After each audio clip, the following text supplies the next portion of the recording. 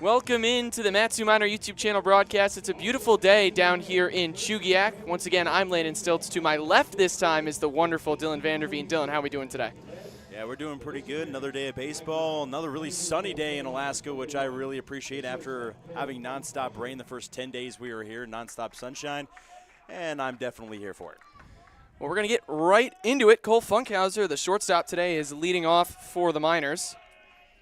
He will be facing Caleb Ghana in the first pitch. His breaking ball in there for a called strike one.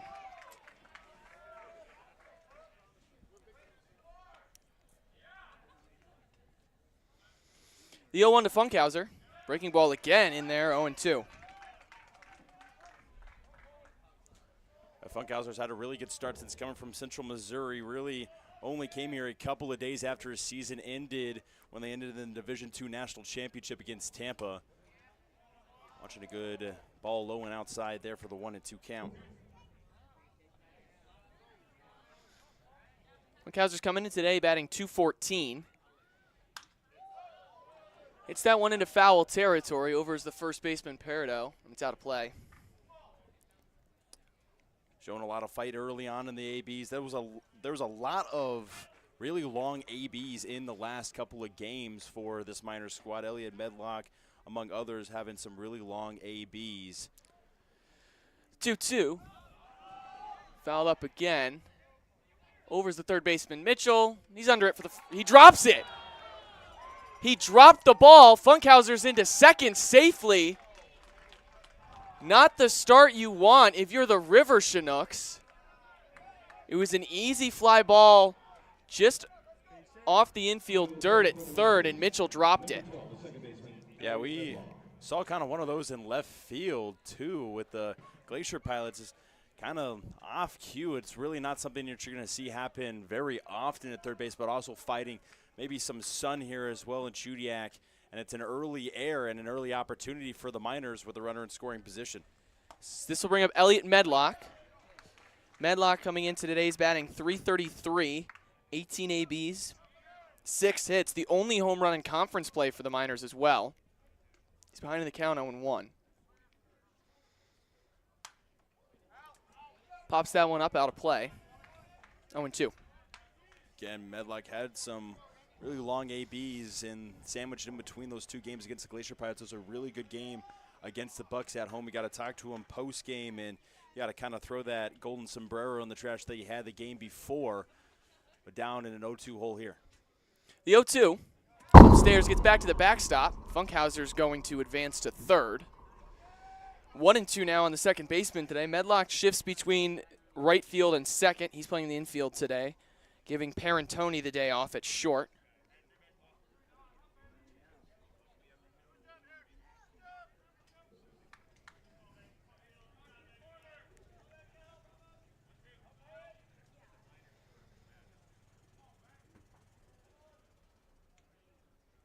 The 1-2 coming. Upstairs, 2-2 now on Medlock. Yeah, the reason why Funkhauser's over there at third base is because he hurried out of the box even on a play that was an easy pop fly over to third base, and he hustled and got the 2 out of it, and that's why he's standing just 90 feet away. Breaking ball in there for a called strike 3. Medlock's going to go down looking for the first out of the inning.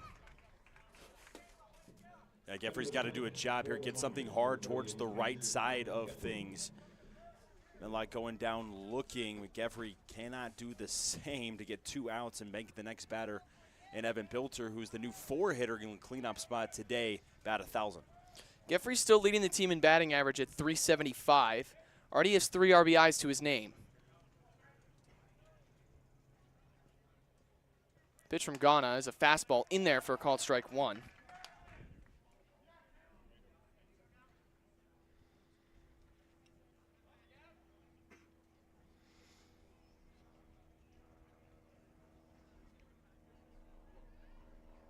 The delivery. Fouled off and out of play. 0-2 now. Geoffrey was also our player of the week. If you haven't seen on our socials and on the broadcast before, he had a really good stretch of games where he was 6 for 7 over a span of 2 games, 6 for 10 on the week in week number 1 to win that player of the week. And just fouling off a few pitches here early on in this week, but Something tells me he's going to get a hold of one soon. Fouled off another breaking ball there from Ghana. We'll do the 0-2 once more. Righty on righty matchup. Funkhauser stands just 90 feet away after reaching on an E5. Here's the pitch. Down the line at third, but foul. We'll do the 0-2 again.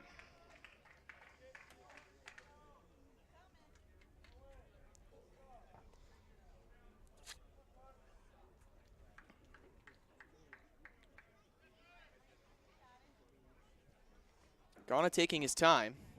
He's set from the stretch. The 0-2. Swing and a miss. Strike three. He gets Geoffrey on the high cheese for the second out.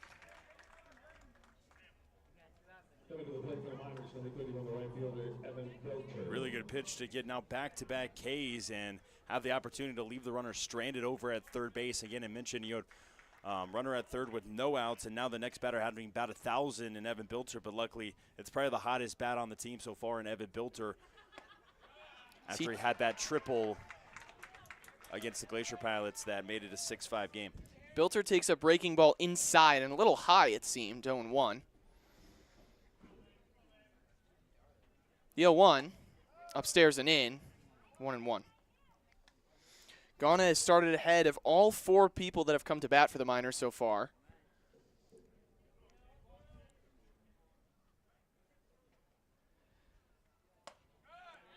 Fastball's in there, inside part of the plate. 1-2 now on Bilter.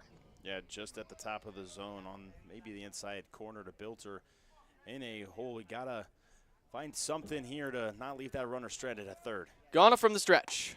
Fastball in there, called strike three. Got Bilter looking at the top of the zone.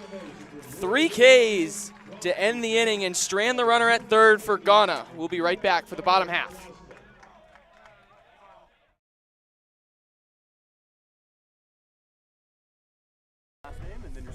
All right, Carter Eberhard, California Baptist University.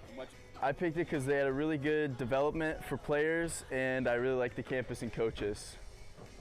Honestly, my coach just put a sheet on my locker and said that's where I'm going. So that they have a stunt program that's won every national championship and has never lost a game.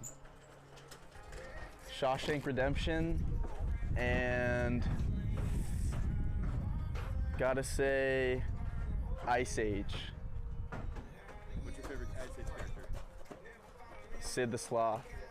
Now that's what I call respect. I'm really good at ping pong.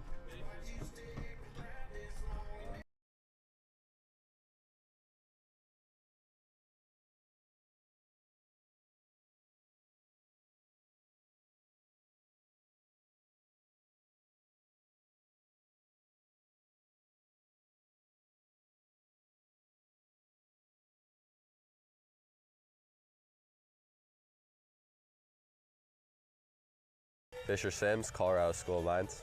Evan Bilter, Colorado School of Mines. I've always wanted to go to Alaska. It was a beautiful location, and my boy Fisher lives up here, so it's a good deal.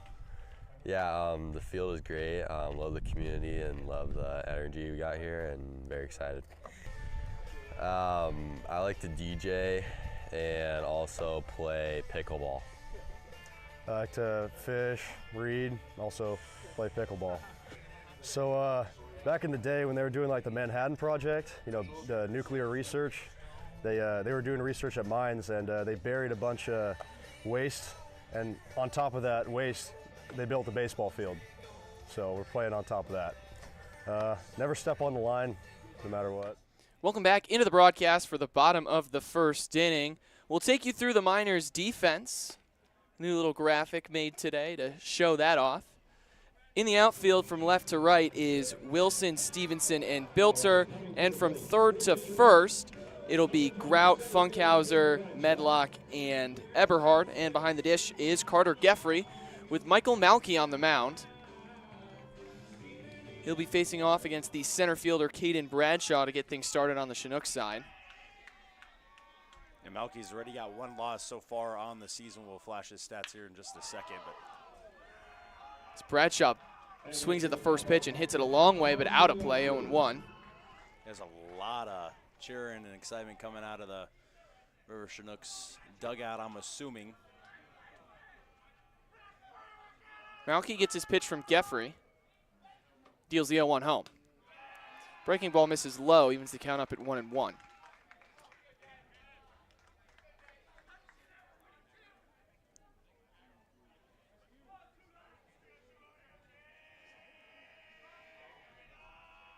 The 1-1, check swing in there for a called strike 2, 1-2. This is only the 5th plate appearance for Bradshaw. He's 2 for 4 coming into today. And Malkey's pitched already 3 innings so far in league play, 3 ERA.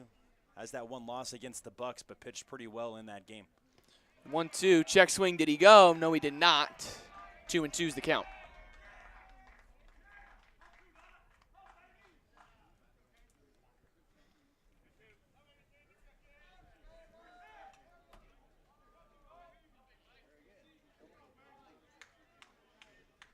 Counts even at 2-2. Malkey shakes off the first pitch. Gets what he likes.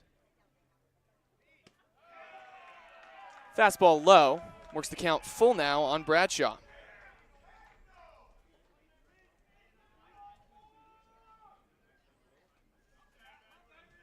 Big early pitch. Lots of cheering from the River Chinooks dugout. Want to shut him up right here with this pitch. The payoff. Breaking ball in there. Called strike 3. Bradshaw can't believe it. Well, if it's going to be there versus the Miners, it's got to be there against the River Chinooks. They got one called pretty close to that amount of zone, or that high in the zone at least. So it's going each way consistently so far, a little bit up in the zone. And we'll see if there's still more cheering coming from the River Chinooks dugout or not. It sounded like a softball team through the first out, so we'll see if they keep that momentum up. The first pitch to the first baseman, Isaiah Perito, is outside. It's a 1-0.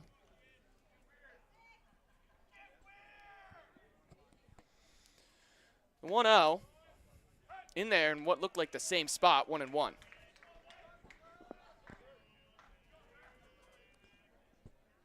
Malkey working that outside part of the plate early on the lefty Perito. Here's the pitch. Swing and a miss, 1-2.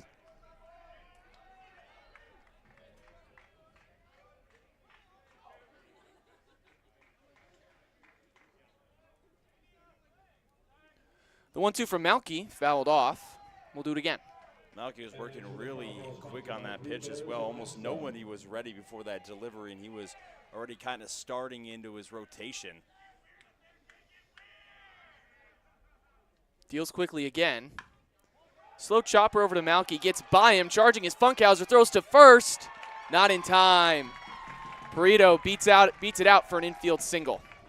Had some speed going down that line really hard. 90 was going to be a real tough play for Cole Funkhauser. Kind of come up on as it was even dying on this turf just a little bit, and we'll go for a little infield single to start things off with 1 out. And that'll bring up the shortstop, Tate Green. Last time the Miners were here in Chugiak, Green took a fastball to the face. He's okay and ready to play. First pitch to the shortstop. Bounces in there, 1-0. And nothing more dangerous than a 91-mile-an-hour fastball straight to the head.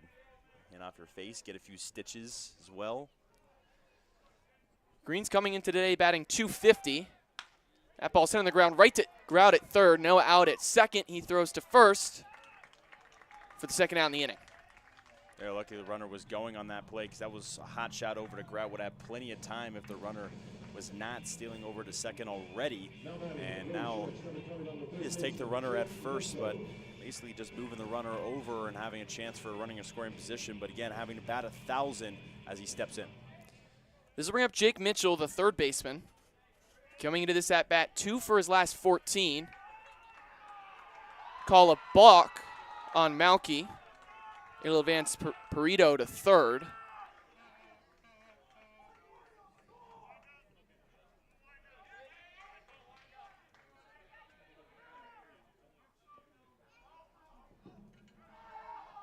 Here's the 0 to Mitchell. Runs inside, 1-0.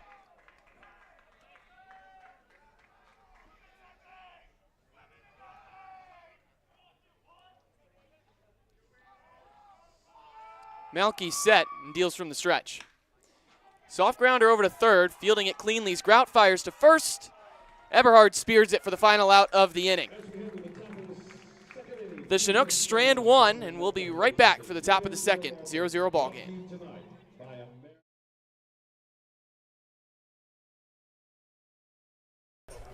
Connor Mundy, Sam Houston State.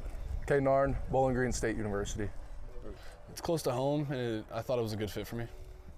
Close to home as well. Great coaches, great team. Love it there.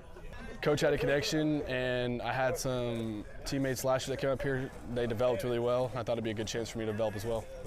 A teammate of mine, my freshman year, went here and he showed me some pictures and thought it was really cool, and I wanted to experience it. Put on weight, first of all. Meet new friends and go win some ball games. I'd say meet new people, develop as a baseball player, and just see some different wildlife I'm not used to. Either you want to see a bear? Do I want to see a bear? I would love to see a bear. Same here, I'd love to see a bear. Especially a moose. Saw a baby moose yesterday. Did you? Yeah. I would say Major League. Vaughn into the windup in his first offering. Just a bit outside. He tried the corner and missed. And Fast and Furious 5. I'll go with Sandlot and the Benchwarmers. I caught it. You're out. But I ticked it. It hit the bat. You're still out. You're still back. Don't touch the white line.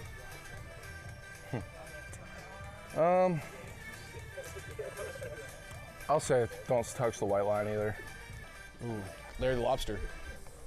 I'll go Patrick. Does Patrick laugh right now? Ha ha ha ha.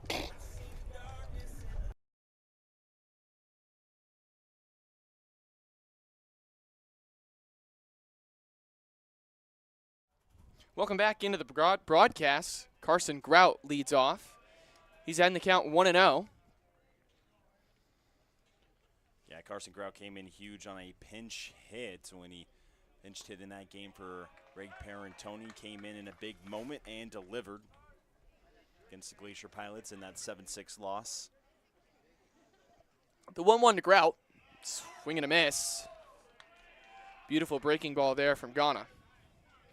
Got so far 250, 294 on the on-base percentage, 313 on the slug. Does have a couple of RBIs, including one on that big pinch hit AB he had. Even 2-2 count on the Miners' third baseman.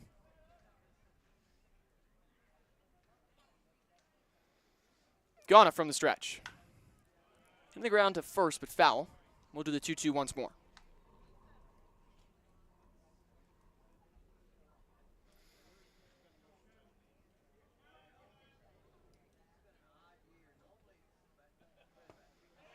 Check swing, did he go? No, he did not. Works the count full.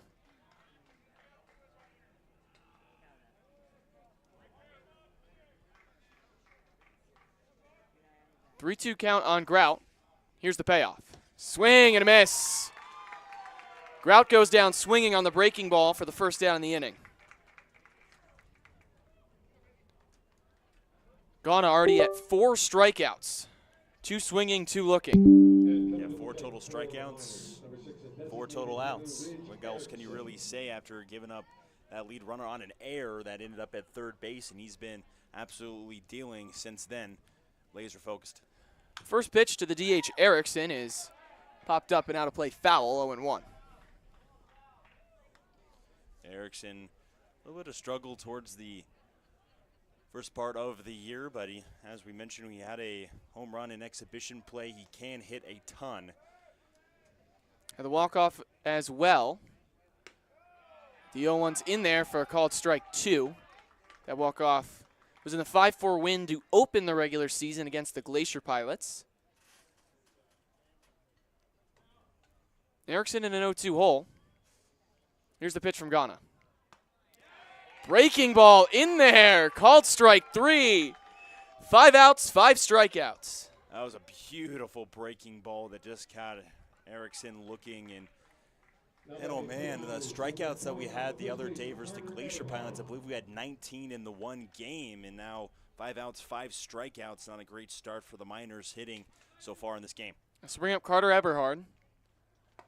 First pitch is in there for a called strike one on the fastball. Eberhard has been on the struggle bus in conference play, batting just at 100. But in non-conference play, he had 6 hits, 4 of which were doubles.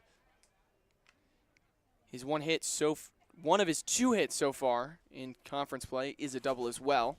Picked up an RBI on that. The 1-1, breaking ball misses low. 2-1 now on the first baseman.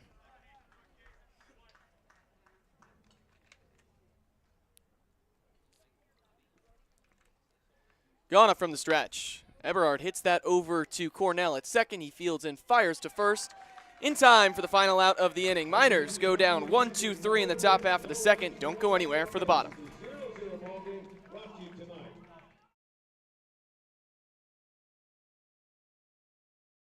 Josh Jansen, University of Oshkosh.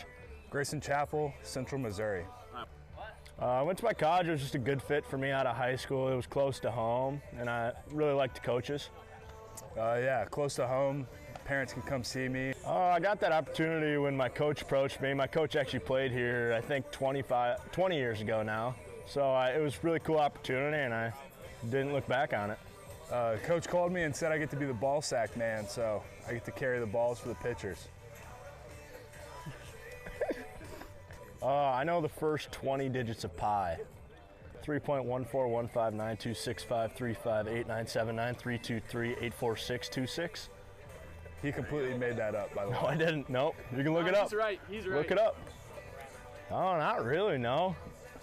I always have to be chewing gum. I think mine would have to be Squidward. I think I understand the life. He just wants a quiet life, not to be bothered, and I understand that. Get out of my house! I like Gary.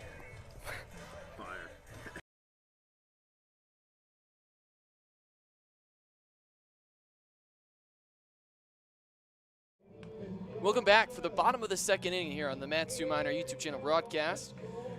Michael Malkey will be facing off against the DH Keaton Laidley to lead things off. Malkey already has a strikeout to his name. The opposing pitcher, Ghana, has 5. It'll be Laidley in the on-deck circle is Anchors, and in the hole is the right fielder, Orion Medeiros. Coming to the plate for your Chinooks, number 23, the designated hitter, Keaton Laidley. Laidley right now 0 for his last 7. Has yet to pick up a base hit in conference play. The first pitch to the lefty is in there for a called strike 1.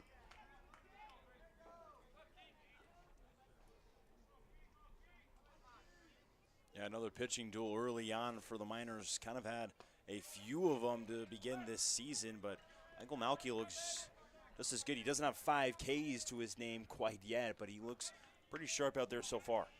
Malkey's gotten all soft contact. His one hit was an infield single. From the stretch, here's the 0-2. Slow chopper over to Malkey. He fields it. It's going to step on the bag himself for the first down of the inning.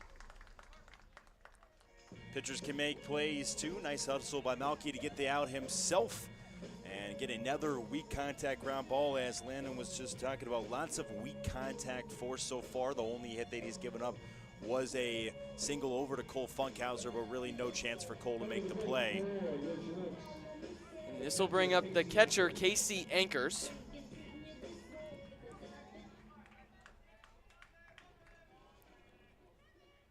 Anchors is 1 for his last 8. That comes to a 125 batting average. He's ahead in the count 1-0.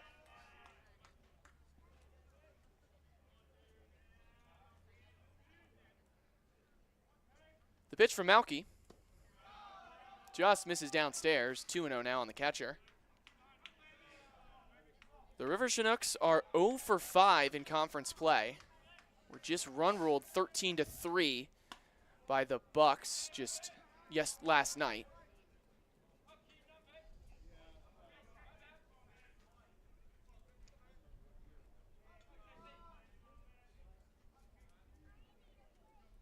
The 2-1 home.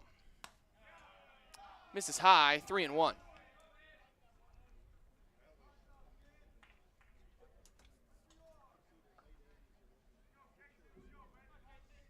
played in 2 of the 5 conference games so far.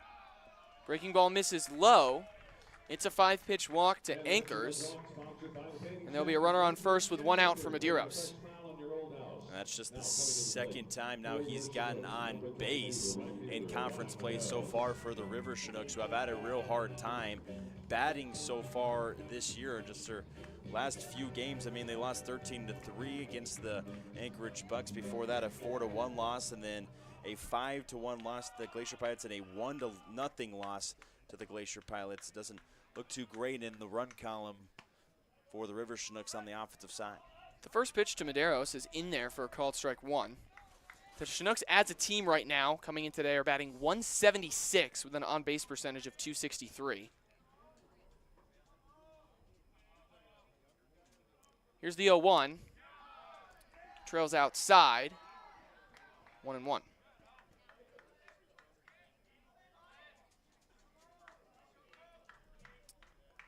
Leading off at first is Anchors after a 5-pitch walk.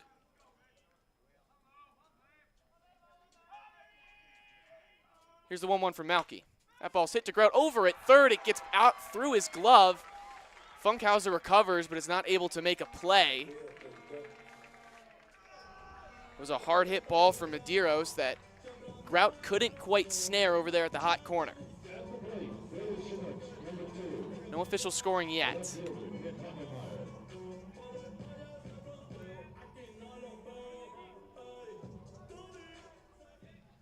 Put a runner at first and second for the left fielder, Nick Hockemeyer.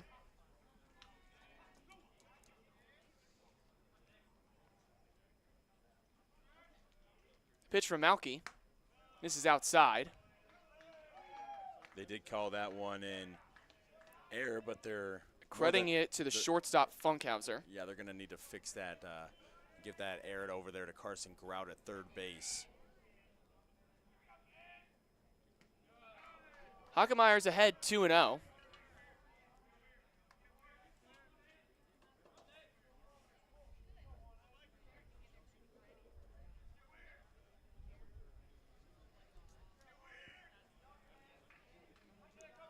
"24 pitches so far for Malkey. 15 of them have been strikes.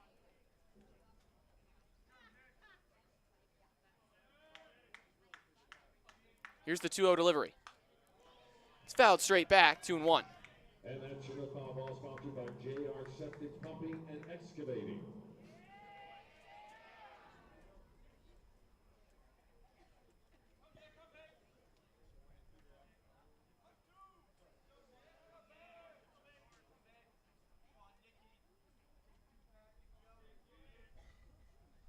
Here's the pitch. Fouled off and out of play once more. Brings the count up at 2-2.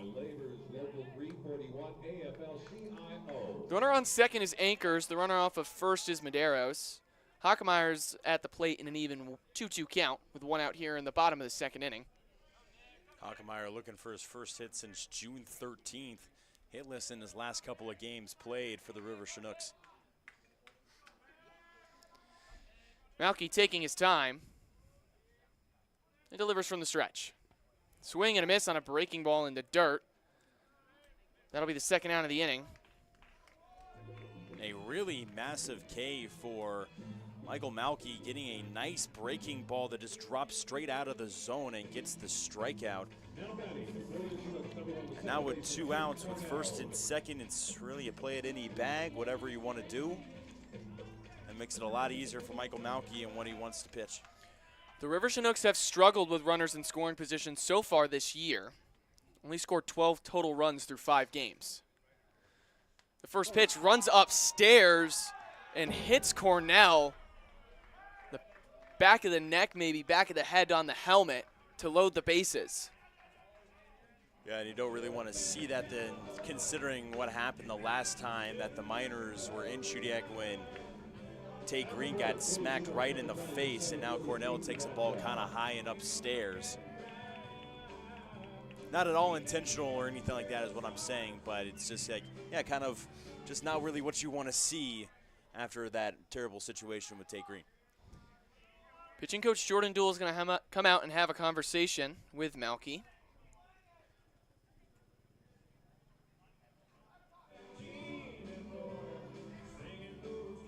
On third now is Anchors. Off of second is Medeiros. And on first is Cornell, who just got hit by a pitch. The man in the box will be Caden Bradshaw. He went down looking to start the home side back in the bottom of the first inning.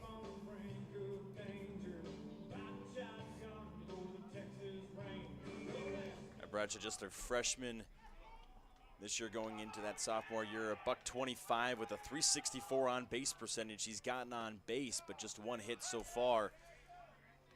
And he has produced 3 walks, but plenty of Ks, 4 Ks in his total of 8 ABs. It's an 0-1 count on Bradshaw. He's up in a big spot. The 0-1 from Malkey. Hit on the ground to Grout. At third, it's under his glove. Anchor scores. Here comes Medeiros. The throw is offline. Bradshaw delivers. It's 2-0 Chinooks. Another hot shot over at third. Not necessarily a easy play to make, but one that even Grout will tell you that he probably should make over at the hot corner.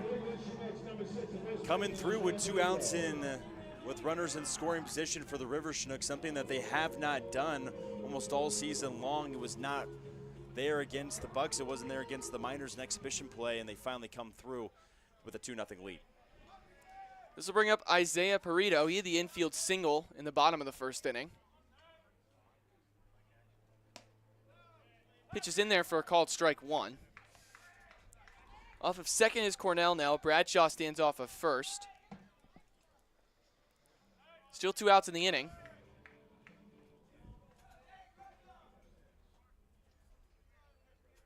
The 0-1. Misses low. Keeps the count up at 1-1.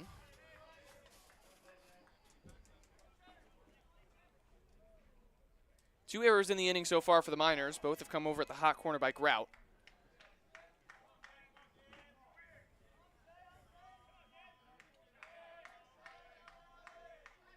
Malkey taking his time. Delivers the 1-1. He's low, gets foul, kicks foul.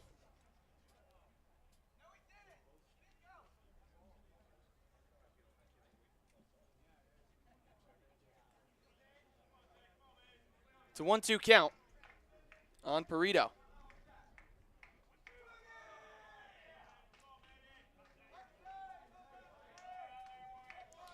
Malkey 1 strike away from getting out of the inning.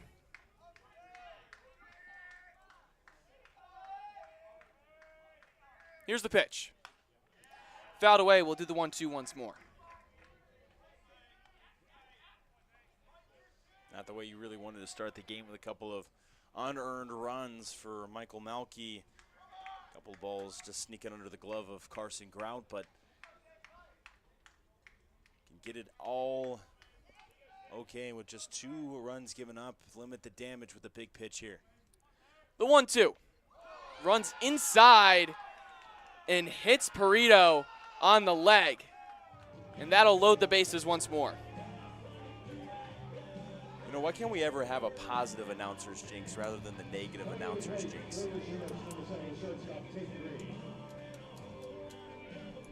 And that'll bring up Tate Green. Grounded out to third his last time up. Bases juiced once more.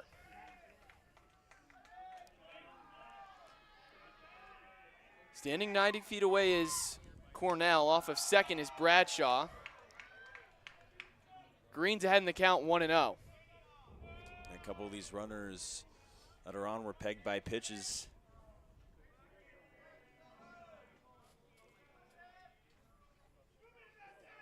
The 1-0 from Malkey is a breaking ball. Fouled off, 1-1.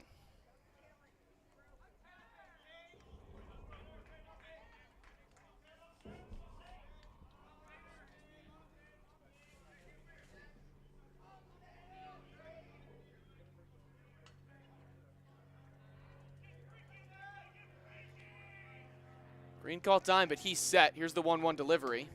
Breaking ball in there, called strike 2.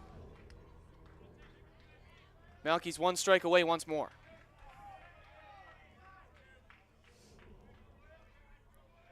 No hits in the inning for the Chinooks. Here's the 1-2 from Malkey. Breaking ball in there, called strike 3.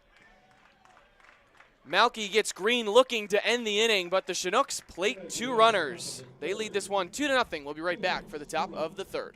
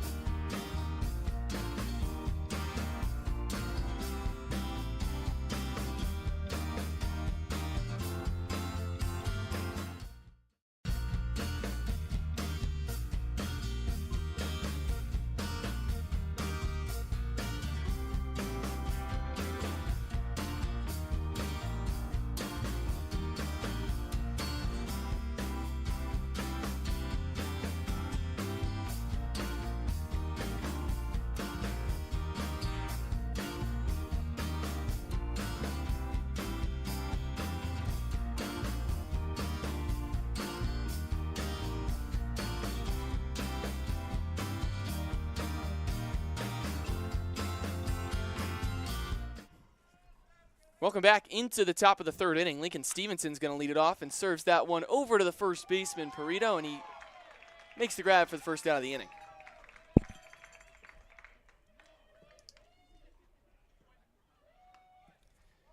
This will bring up the 9-hole hitter in Luke Wilson, starting out in left field today.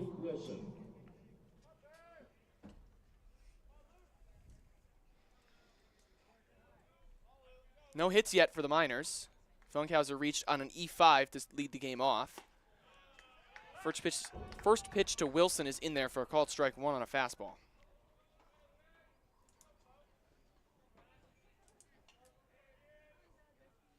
The 0-1. In the air down the right, into right field. Over is the right fielder Medeiros.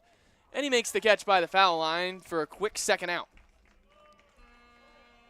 Really, the last thing you want to do is kind of give them that really good inning of a couple of runs off of some Miners' mistakes, and then go and only see now 3 total pitches so far going into your 4th, and already have 2 outs. Bring up your leadoff batter in Cole Funkhauser.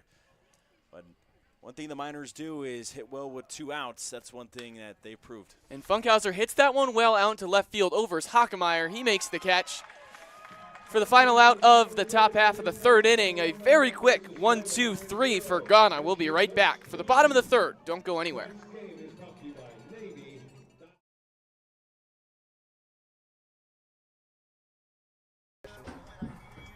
Greg Pierantoni, Pomona pitcher.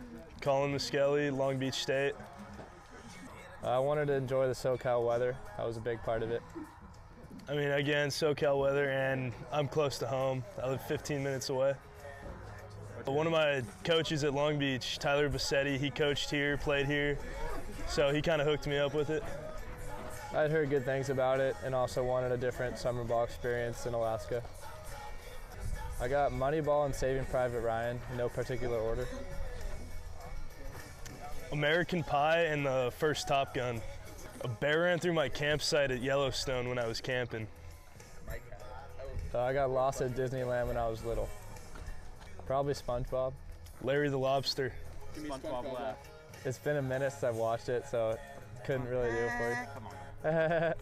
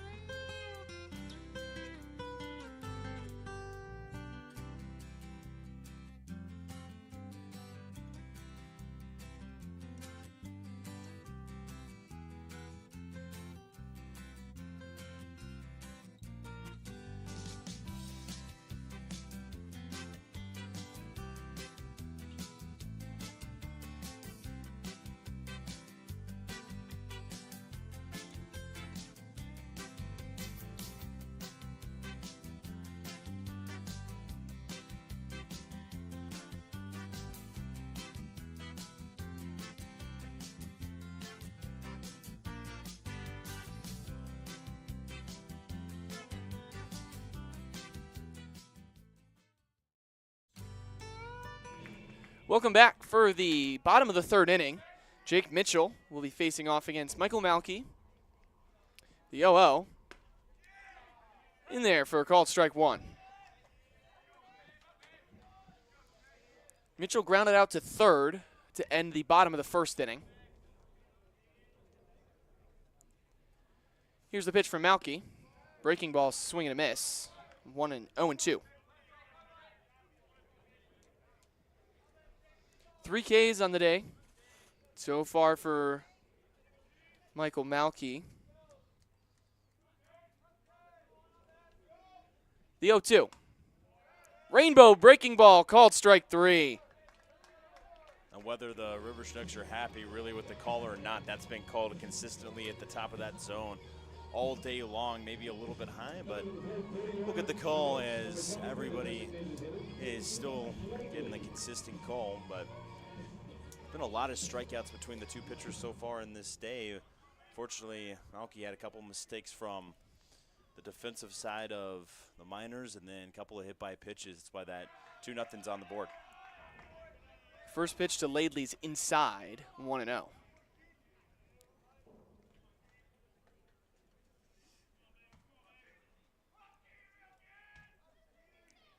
Laidley still searching for his first hit as he takes a big swing and a miss at that pitch, 1-1.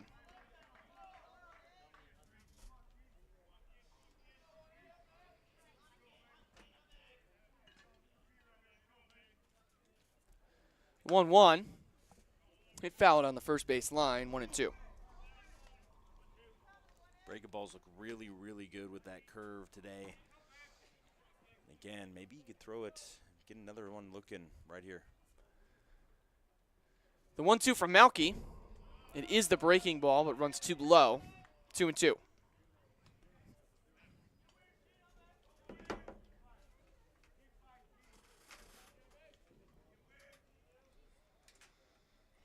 Malkey likes what he sees from Geffrey and deals from the stretch. Outside and away, 3-2.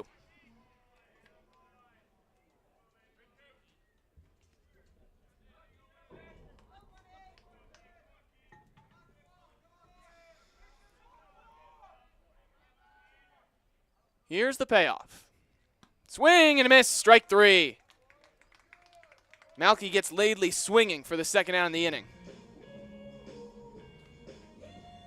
And again, he's looked really good outside of those couple of hit by pitches that he gave up on a couple of just rogue ones, one into the hip and one into the head of a couple of River Chinook batters. But other than that, he's looked very, very sharp with all those Ks that he's already racked up with 5 of them, including 3 of them looking. The first pitch to Anchors. Misses, 1-0.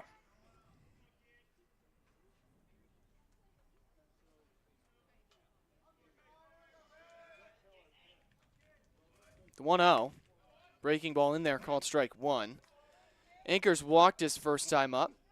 Was the first runner to come across and score on the Caden Bradshaw E5. That ball's hit through for a base hit on the left side of the infield. Second hit of the day for the Chinooks. And the second hit of the Young League season for the hitter, and Kevin Anchors, the sophomore, pokes that one through and raised his batting average just that much higher.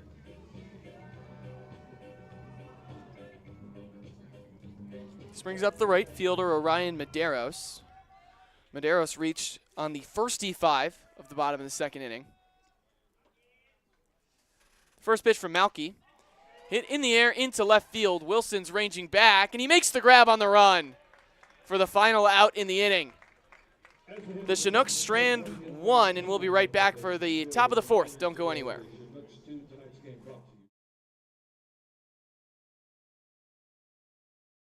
Go ahead. I'm Luke Wilson. I went to Johnson University. I'm Carson Grout. I went to the University of Iowa. It was recommended to me by my coach, and I had not heard any bad things about Alaska. I thought it was a good opportunity. Yeah, same with me. My coach said that they reached out, and I figured it'd be an awesome opportunity. Always wanted to go to Alaska, so it'll be fun. I know the script to Monsters, Inc., and there's just really never been a time to whip that out. I can drive a manual, but there's like no manual vehicles anymore, so it feels pretty useless.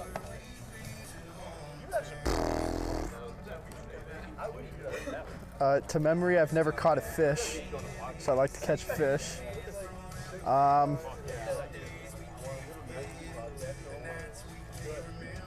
can hop in. Yeah, I think you should hop in. Definitely want to go on a hike. Definitely want to fish, and then probably see a bear. I hope I see a bear. Oh yeah, I want to see a bear. And then a moose. I want to see a bear and a moose. I always put my left sock on first. Yeah. It's not that big of a deal. I'll go left and then right. You guys both put your left sock on first? Yeah, it feels right. It feels so weird to put my right sock on If first. I put the right one on, I'll have a bad day. I actually can't do it. Yeah. Top 2 movies are Interstellar and The Prestige. Top Gun and Top Gun Maverick. Wow. Okay, we'll go one more. Hobby? I love to golf and just be outdoors. I like to play NBA 2K16. Why specifically NBA 2K16? Because I had an Xbox One and I played NBA 2K16 and the other games were like $100, so I've stuck with that one since 2015. Fair enough.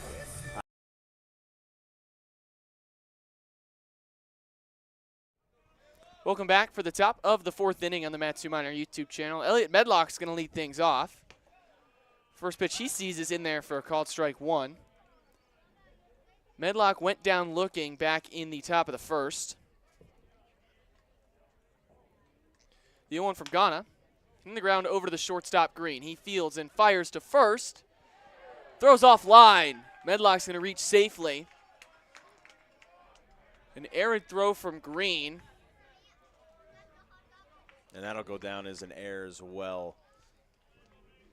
So lots of... Should be an E6, I would guess. Yes. Yeah, that would be an E6 on the high throw for sure. And this will bring up the catcher, Carter Geffrey. Geffrey went down swinging for the 2nd out in the 1st inning.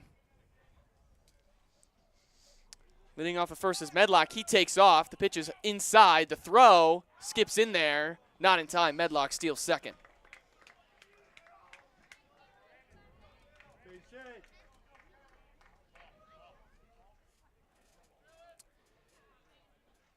Geffrey now batting with a runner in scoring position.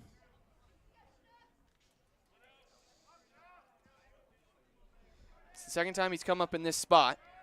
He had Funkhauser over at 3rd and struck out swinging. Swings at the high fastball, 1-1.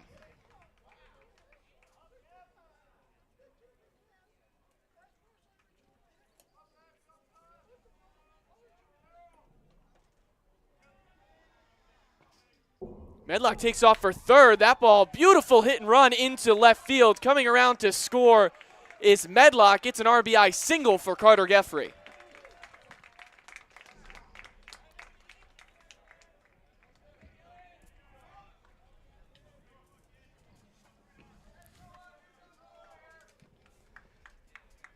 Connor Mundy, one of the pitchers sitting next to us, said that the Miners would get their first hit this inning, and I disagreed with him, but he was right. It's an RBI single for Carter Geffrey, and that'll bring up Evan Bilter, the right fielder. Hits that ball on the ground to short. Green over to 2nd, on to 1st. In time, Bilter hits into a double play.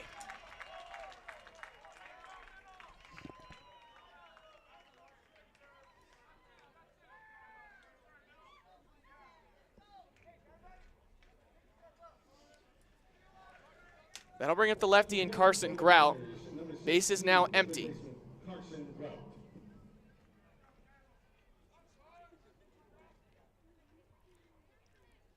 The 0 to the 3rd baseman is hit right back up the middle and off the mound for a base hit. Carson Grout swings at the first pitch he sees. He picks up a base hit, the 2nd for the Miners.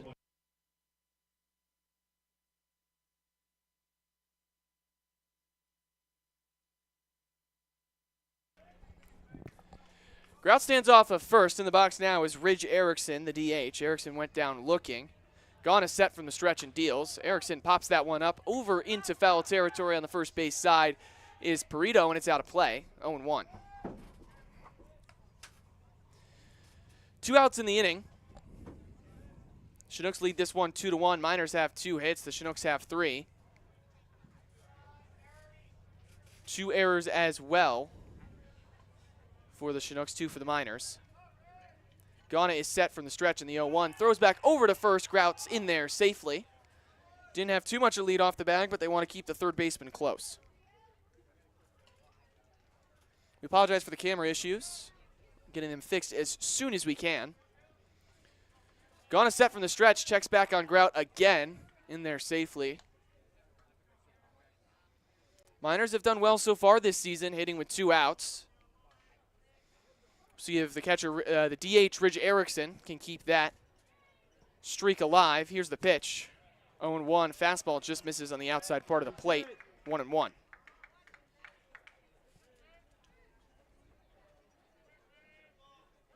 Check back on Grout again in there safely. He's not dancing that far off of first. But Ghana wants to be careful. Elliot Medlock stole second in this inning. Here's the 1-1 to Erickson. Swing and a miss. Pick back attempt. Grout's in there safely again. Didn't miss it by too much. It would have been a perfect throw. And then a perfect tag would have been an easy play to get Carson Grout on the back pick. Erickson set for the 1-2. Ghana set from the stretch off of first is Grout. Here's the 1-2 delivery. Swing and a miss upstairs. Erickson goes down swinging on the high cheese. Miners bring one across and strand another. We'll be right back for the bottom of the 4th inning. Don't go anywhere.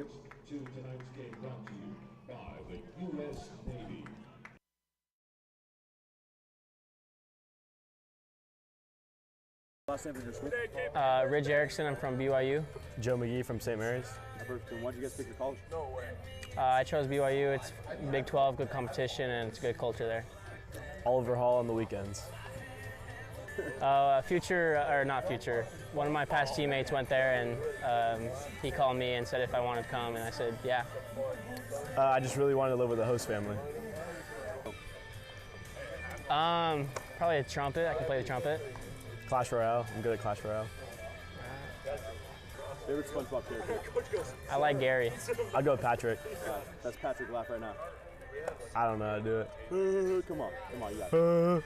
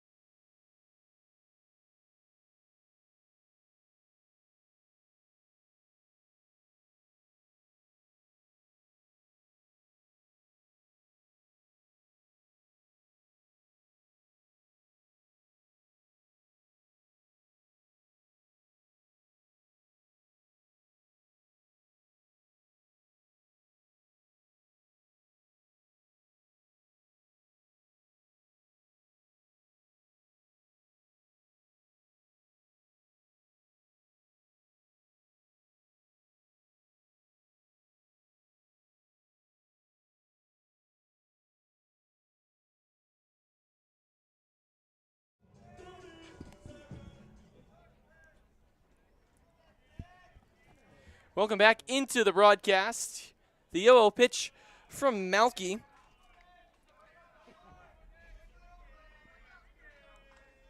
To the left fielder, Nick Hockemeyer. The 1-0 miss is in there for a called strike 1. Right on the outside part of the plate, it was a fastball from Malkey. Still dealing with camera issues. We'll have it up as soon as possible. Malkey is set from the stretch on the 1-1. Fastball runs outside. 2-1 on Hockemeyer. Hockemeyer struck out his first time up. Out in left field today for the River Chinooks. The 2-1 is a breaking ball that misses outside and high. 3-1. Malkey has only walked one batter so far today, hit a couple. Given up 3 hits.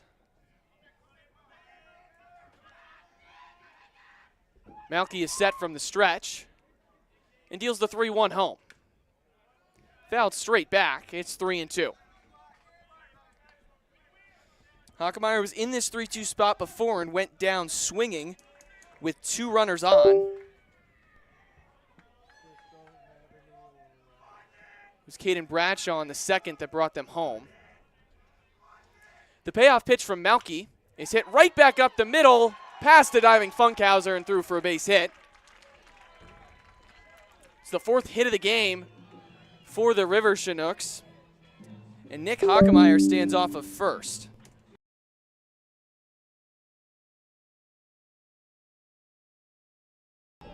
Just the 2nd hit of the regular season for Hockemeyer, as that'll bring up Trent Cornell, who was hit by a pitch to load the bases back in the bottom of the 2nd inning. Malkey is set from the stretch and deals the 0-0 home. Showing bunt is Cornell. Did he go? Yes, he did. 0-1.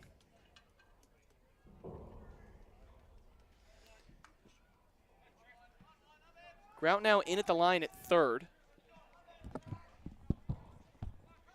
Just standing off the infield grass in case Cornell shows bunt. Malkey gets his pitch and is set from the stretch.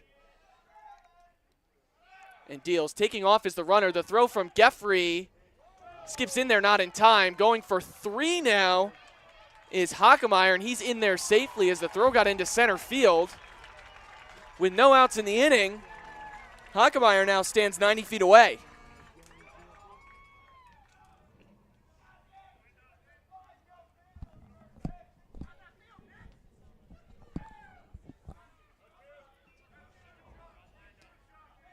It's an 0-2 count on Cornell. Here's the pitch from Malkey. Swing and a miss on a breaking ball in the dirt. Geffrey checks the runner back to third.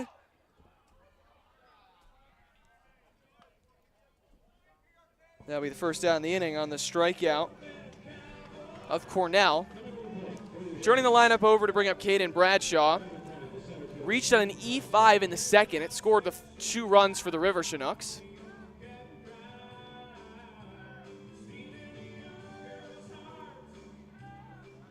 Coming up with another runner in scoring position, it's Nick Hockemeyer over at third.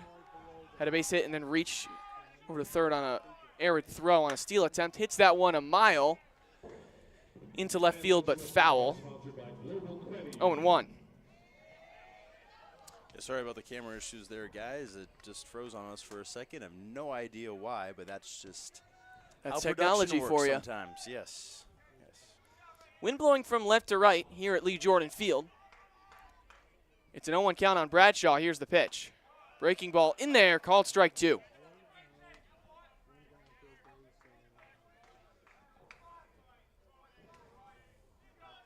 get this pitch right here, probably the biggest one of the day for Michael Malkey. If he can get this strikeout pitch and force the next batter about 1,000 with the runner on third. The 0-2. Fastball in there, called strike 3. Bradshaw goes down looking for the 2nd time. And there's 2 outs in the inning. Beautiful pitch right at the knees, and like I said, now it's very difficult to get this runner home. Got to get a base hit, got about at 1,000, and Malkey put himself in a really good situation to get out of this with still a 2-1 game. This will bring up Isaiah Perito. He's reached both times an infield single and was hit by a pitch. Swings through the first offering. It's 0-1.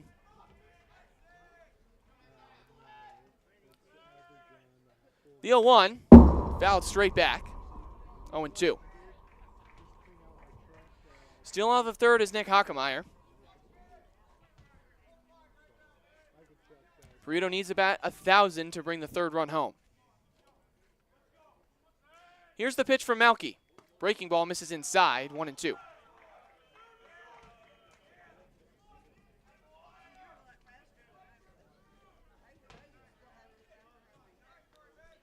Perito coming into the day was batting .250. Swings through that pitch. Geffrey throws over to first, and it's in time. Final out of the bottom of the 4th inning. We'll be right back for the top of the 5th. Still 2-1. As we head to the top of the 5th, with 1 hit, no run, 1 man left on base to score.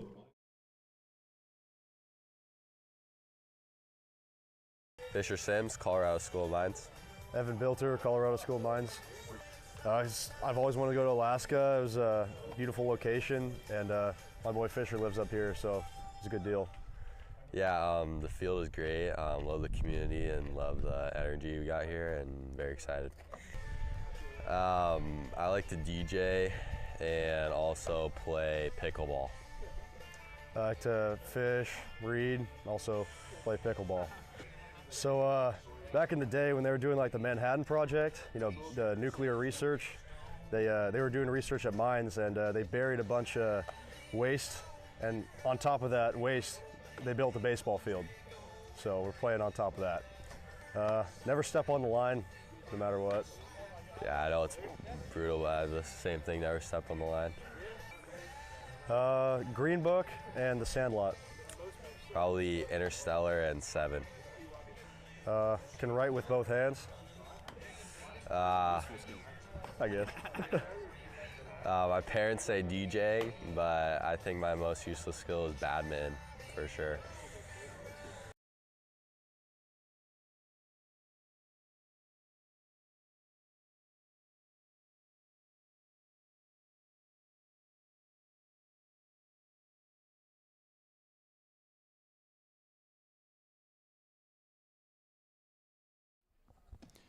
Welcome back. For the top of the fifth, Carter Eberhard stands in as the first baseman and the leadoff man in this inning. It's a 1-0 count. Ghana still out there for his fifth inning of work. Here's the pitch. And why not? I mean, right now he was up to about around 50 or so pitches, 4 innings worth of work. He's hasn't given up an earned run yet, just one total run, a couple hits, as I mentioned. He's done a really good job. Why not keep going? Eberhard hits that one back up the middle. Diving grab by Cornell. He throws over to first. It's not in time. Eberhard's going to reach on an infield single, but a beautiful job by Cornell to spear that one. Yeah, unfortunately, it's not going to go down as anything other than an infield single. Not going to remember really any of the play that was made, but it was a really good play nonetheless. This will bring up Lincoln Stevenson. He swung on the first pitch and popped out over to the first baseman, Perito. Check back over at Eberhard. He's in there safely.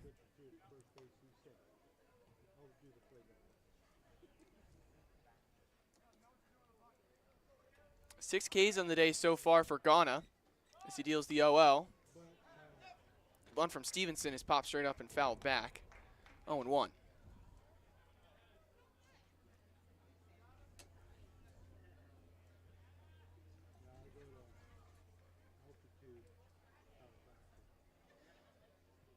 Ghana taking his time. Checks back over to Eberhard once more. And that'll have to shake it out just a little bit for Eberhard. I believe that got him maybe on that arm there as he was possibly in the rib cage, but the 0-1 delivery. Eberhard takes off on the hit and run. And the hit ball from Stevenson's in there for a base hit. Eberhard had to hold up. Didn't know if Medeiros was going to catch that one over and right. Yeah, but it's first and second now with nobody out. Yeah, I think Medeiros could have caught that ball in the right. He looked like he slowed down a ton when that ball was starting to land. I'm not sure if he couldn't have caught that ball. My guess is the way the sun is, it's coming straight off the left field side, right into his eyes. He probably, if I had to take a guess, lost it in the sun. As this will bring up Luke Wilson. Flew out to right field his last time up. He has 2 runners on. Shows bunt. Down the third base line, but foul, 0-1.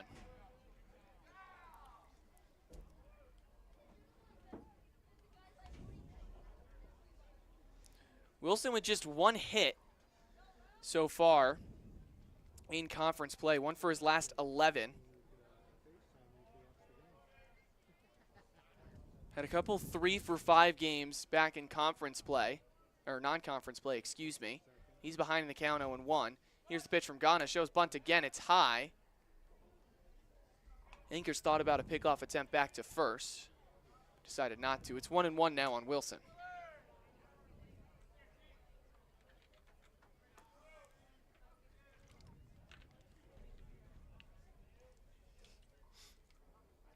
Here's the 1-1. Bunt again. He pulls it back. 2-1 now on the left fielder for the Miners.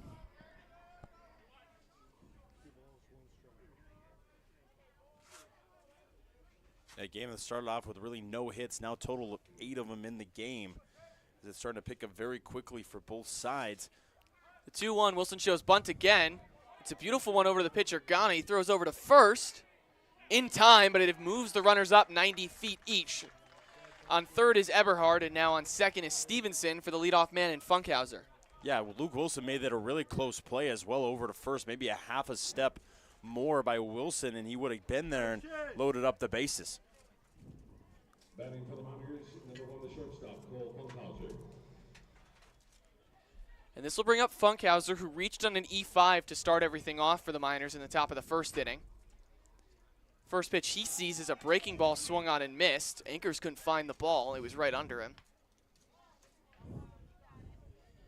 Funkhauser now comes up with 2 runners in scoring position. Miners down 2-1 here in the top of the 5th inning.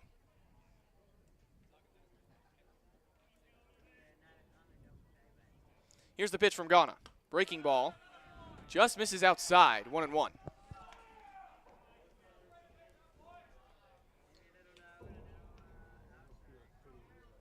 Beautiful chance. All you really need to do, you don't need to be the hero. You don't even really need to necessarily get a hit. Just something hard towards the right side of things. The 1-1 fastball's in there. It's 1-2.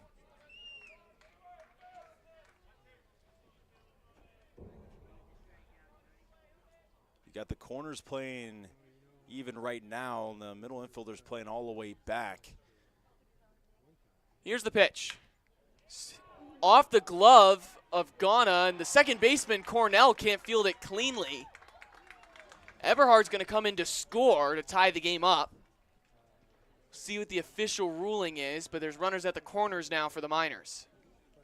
That'll more than likely go for a base hit. It would have been a really tough play off I the think they scored it in an error. Yeah, I don't necessarily agree with that. I mean, I'll look in the official book, but I'm checking the official book as well. Nothing yet. Batting for the Miners, number 12, the second baseman. I would assume it's a base hit. I would give it a base hit. It's a really tough play to assume that the pitcher would make that. Base hit.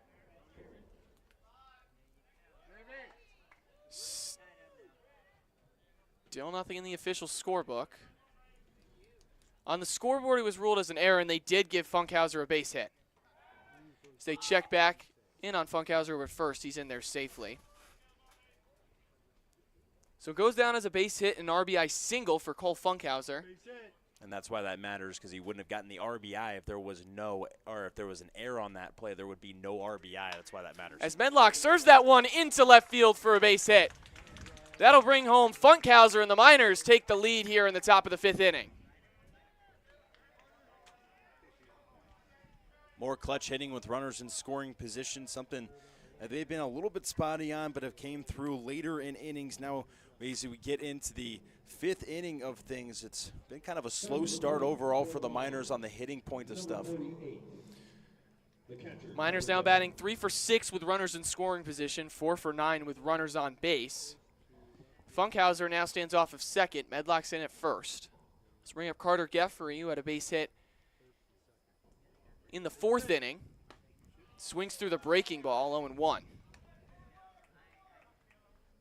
Runners on with less than 2 outs as well. Now 2 for 4 on the day. And the leadoff batter for the Matsu Miners is 3 for 5 so far getting on. Funkhauser takes off. Going to be no throw over there from Anchors. It's 0-2 now on Geffrey. Yeah, Funkhauser read that perfectly. Just read his delivery and timed him up and took off before that ball was really even being delivered. There would have been no chance behind the dish to make the play. 0-2 is the count to Geffrey. Here's the pitch from Ghana. Taking off is Medlock. Pitch misses away, and Medlock steals second on no throw. So now they move from first to second and third with really just a couple of pitches, and it's a completely different story from second and third where you can easily get a double play or you step on the bag anywhere, and now it's second The and third. 1-2 skips in there, gets away from the catcher Anchors, and Funkhauser comes in to score. It's a 4-2 lead for the Miners. And that's exactly why that's different, because Funkhauser doesn't take that extra bag. This is now a second and third, and no runner had scored if it was first and second. That's why It's really good base running by the Miners, doing the small things right, and had a sacrifice bunt as well, and is playing situational baseball to score these runs right now and having the 4-2 lead. Been a blow-up inning for Ghana, giving up 3 runs. Through 3 innings, he had 6 strikeouts. Doesn't have a strikeout since. All 3 of those runs earned as well. And you're right. I mean, he started with 5 total strikeouts, and we thought that he was going to kind of just dish up the Miners batters. They had 19 total strikeouts against the Glacier Pilots, and a really kind of poor performance that they walked away with a 3-1 win. Here's the payoff to Geffrey. Breaking ball misses low. Great job by Geffrey, who was behind 0-2 to work the count full and work the walk.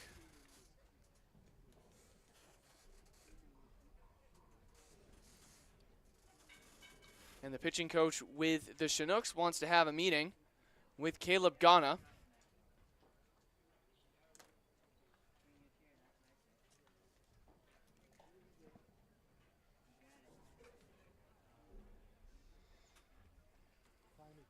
Big situation for Eberhard. Just came through with a big triple that made the 6-5 game versus the Glacier Pilots. Actually ended in heartbreak at the end of it, but he's came on as of late as a batter from Colorado School of Mines. You know, we talked to Coach Jarvis a little bit about him when he was struggling actually at the plate.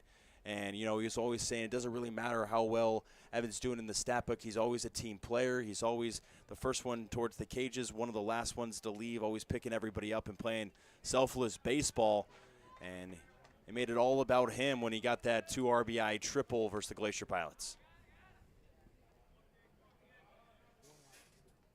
Bilter stands in. He's 0 for 2 today with a strikeout looking. Medlock takes off. That ball's hit well into the right to the shortstop.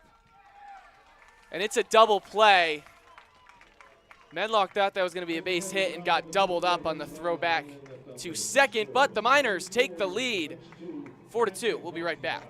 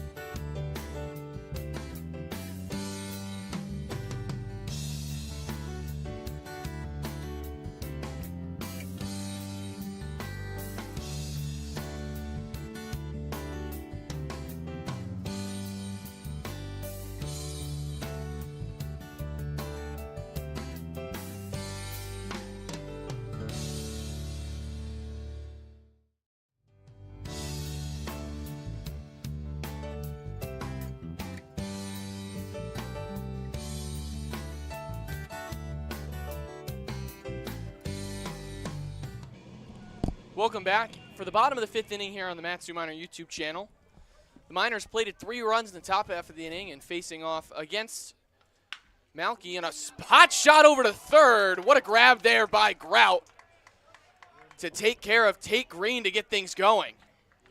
Man, oh man, what a play by Carson Grout, who has gotten 2 sneak by him today on a couple of errors. He was not about to let a third one get hot-shotted right down the line for him, and he makes a spectacular play at the hot corner to get 1 away and help out his pitcher, Michael Malkey. That brings up the third baseman, Jake Mitchell. Went down looking his last time up, and he's behind in an 0-1 count.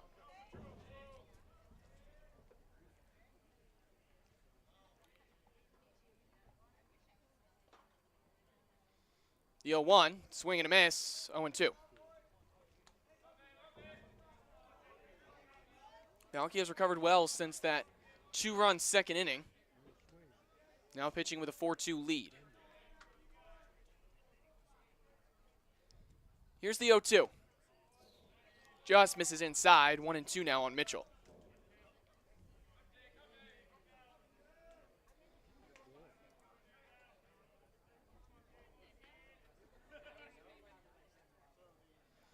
The 1-2 from Malkey, breaking ball, swing and a miss. Mitchell goes down swinging for the second out in the inning. Really good job keeping on going for Michael Malkey, who has now pitched up to 9 total strikeouts on the day.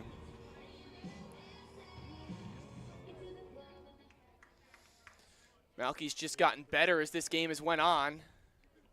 He's through 4 2/3. Here's the first pitch to Laidley, and it misses inside, 1-0. It's actually 10 total strikeouts so far on the day. A little bit slow with the stat book loading. The 1-0 is swung on and missed. It's 1-1 now on Laidley.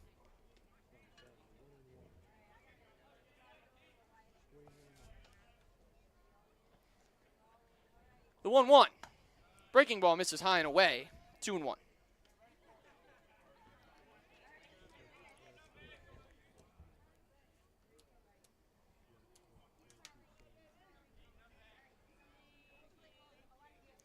The 2-1 from Malkey just misses outside. 3-1 now on Laidley. Was yet to reach today. Grounded out to Malkey, then struck out swinging. That pitch is in there for a called strike 2, and Malkey's worked the count full. I haven't seen it yet today that someone threw their bat before the ball 4 was called. Seen that in pretty much every game so far. It's kind of a running joke for me and Landon. The payoff from Malkey, swing and a miss. 11 strikeouts for Michael Malkey as he gets through 5 innings. We'll be right back for the top of the 6th. Don't go anywhere.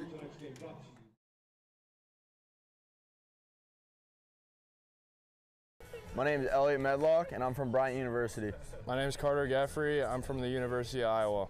I picked my college because of the culture and the coaches. I mean, the culture there, everyone loves everyone, the family's great, and we're all about family at Bryant University. I came to Matsu Miners because I always wanted to come to Alaska and play baseball.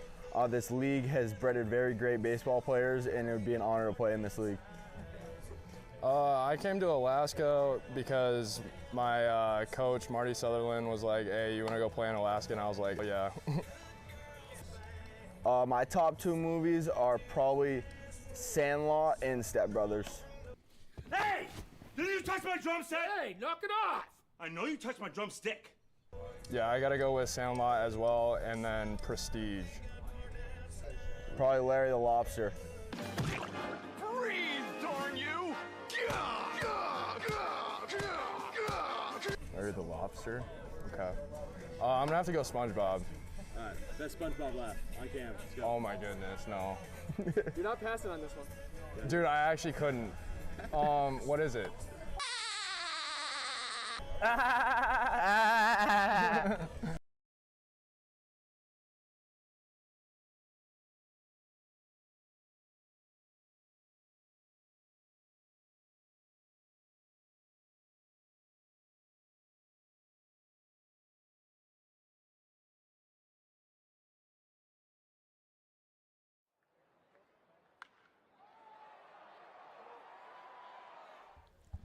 This will bring up Carson Grout.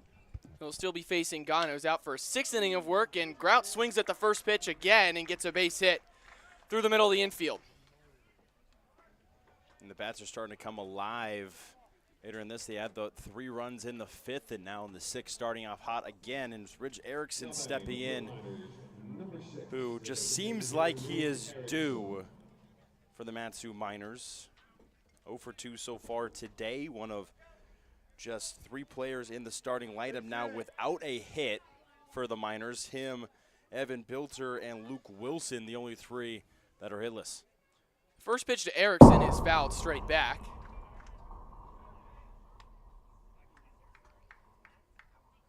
0-1 on the DH.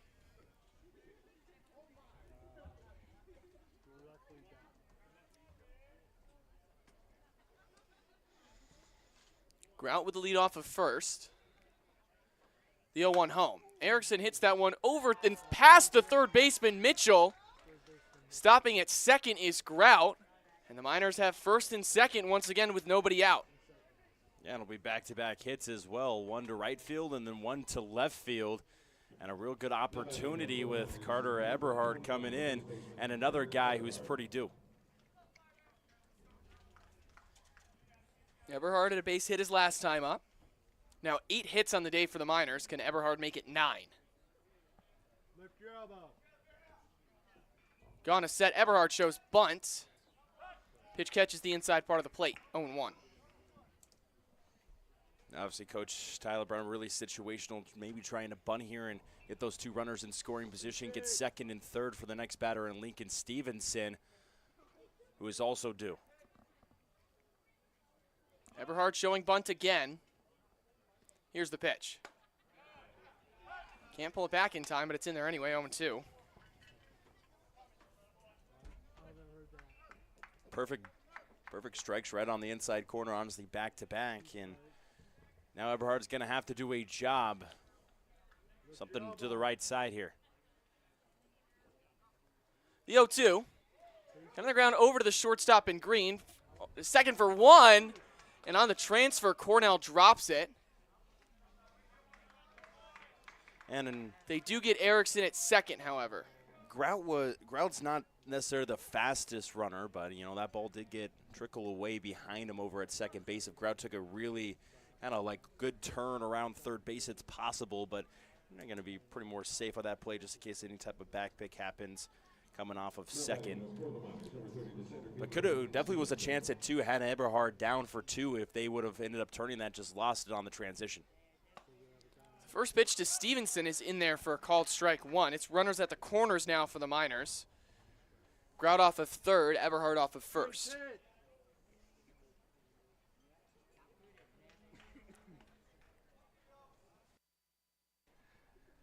The 0-1, Stevenson hits that down the third base line foul, 0-2.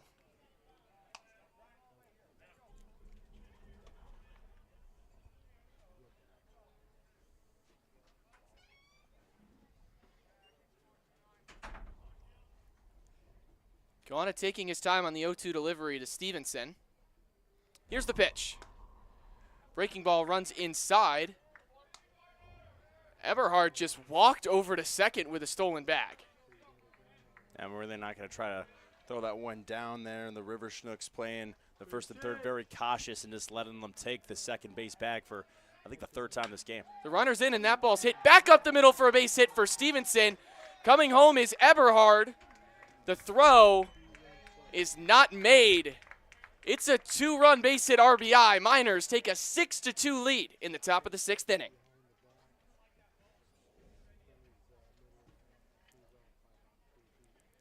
More clutch hitting as the Miners now in this game have been really spectacular with the runners on. With runners on and less than 2 outs so far in this game, now 3 for 5. And that'll be the end for Ghana, and we'll be right back as the new pitcher for the Chinooks takes the mound.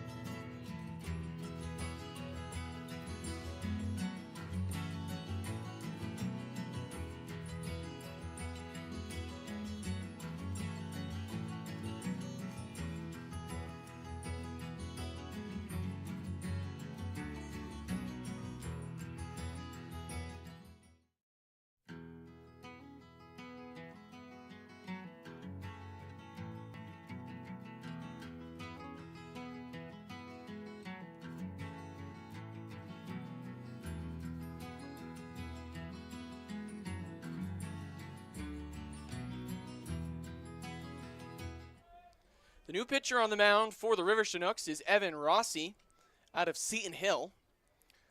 He will be facing Luke Wilson, the number 9 hitter.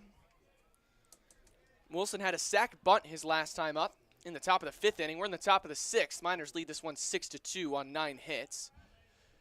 Eberhard stands off of first. Or Stevenson stands off of first, sorry. Wilson's ahead in the count 2-0. Gana's day is done. Got through 5 1/3 innings, gave up 6 runs. It's a 2-1 count now on Wilson. If Stevenson comes around to score, it will go on Gana's record.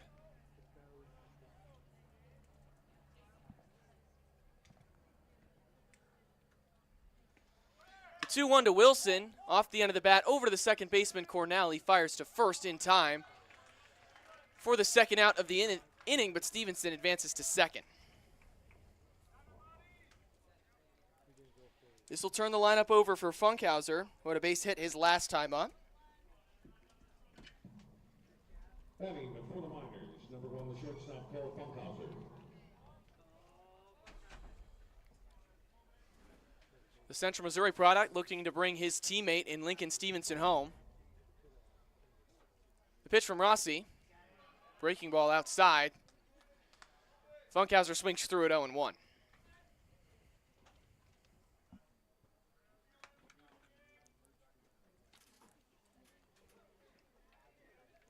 Rossi set from the stretch.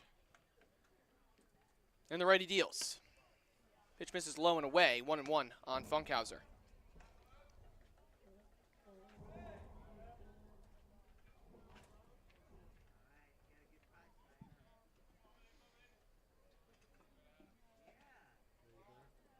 One count with 2 out here in the inning. Stevenson leads off of second. Here's the pitch from Rossi. Breaking ball misses low once more, 2-1.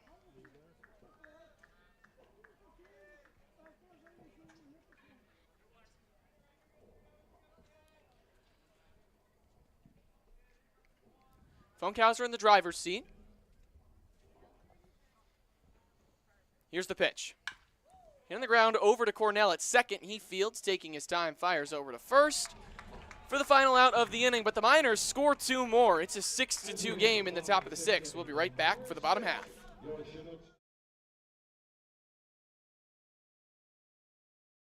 All right, Carter Eberhard, California Baptist University. I picked it because they had a really good development for players, and I really like the campus and coaches.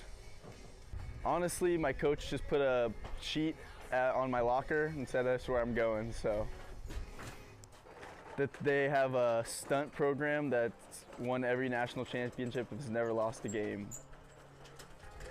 Shawshank Redemption, and gotta say Ice Age. What's your favorite Ice Age character? Sid the Sloth. Now that's what I call respect. I'm really good at ping pong.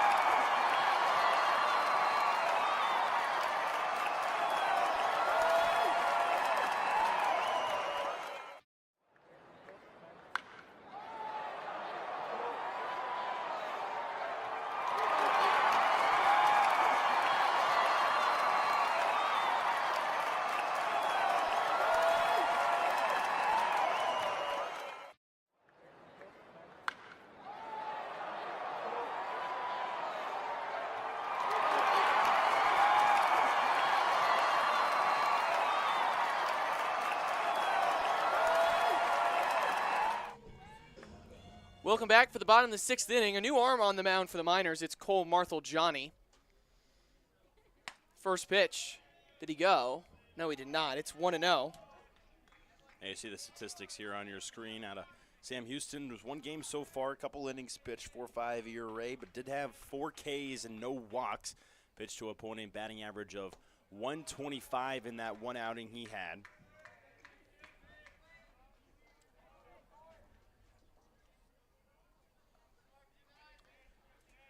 The 1-0 misses inside, 2-0. Fastball in there, called strike 1.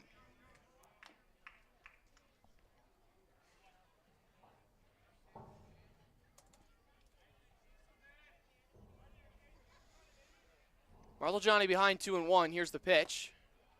Fastball called, 2-2.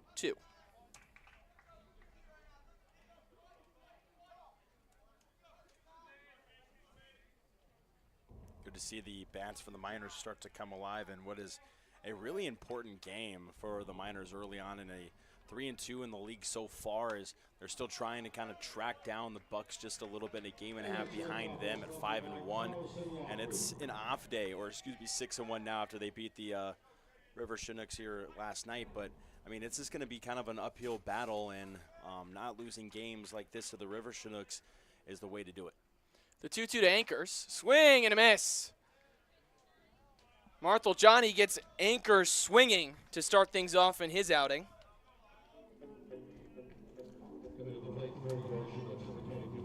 This will bring up the right fielder, Orion Medeiros. Reached on an E5 back in the 2nd and struck out swinging his last time up.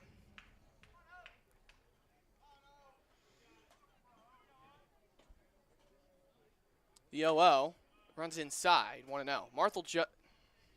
Michael Malkey, got through 5 innings, recorded 11 strikeouts on our count.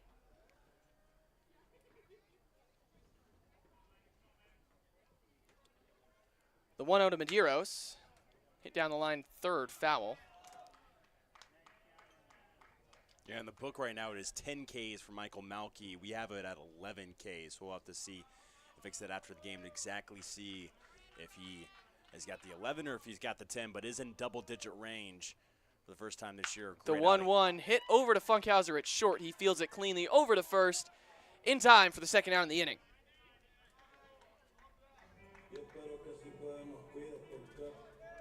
And this will bring up the left fielder, Nick Hockemeyer. Hockemeyer had a base hit his last time up.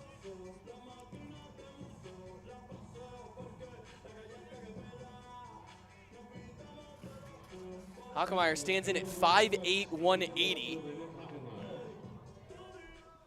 Shortest player on the roster for the River Chinooks. The 0-0 to the lefty misses high and away, 1-0. Him and Christian Foltz both listed at 5'8". Foltz from Messiah University and Hockemeyer from Purdue. The Purdue product ahead 2-0.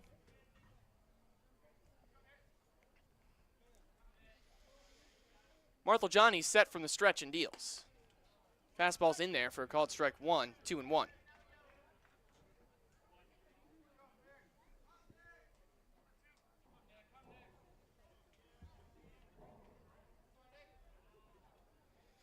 Here's the 2-1. Inside and low, 3-1.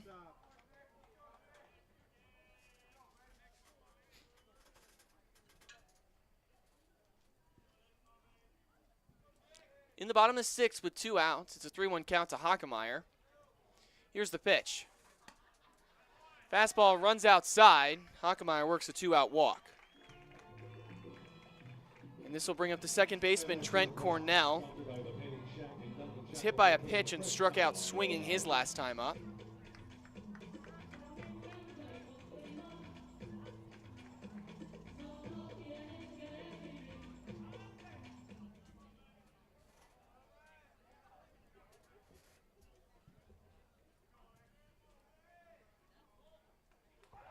The 0-0 in there for a called strike 1. Hockemeyer faked the stolen base. There's no throw.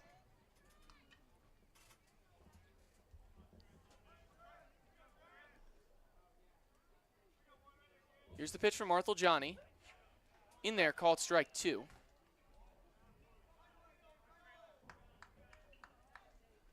Johnny 1 pitch away from getting out of the bottom of the 6th. Cornell 0 for 1 so far and had been tagged by that pitch. The 0-2. Misses low and away, 1-2 now.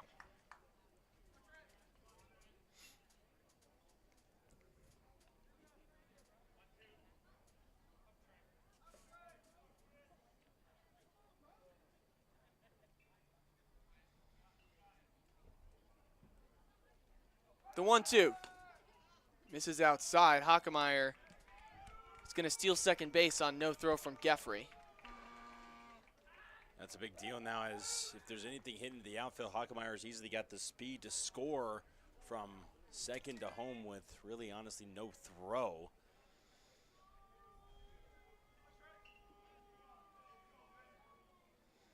Johnny gets his pitch from Geffrey. The 2-2. Hit into the outfield, but in play. Hockemeier's going to come around to score, going into second, going for third now. So throwing all the way to the wall. It's an RBI triple for Trent Cornell, and it's a 6-3 ball game.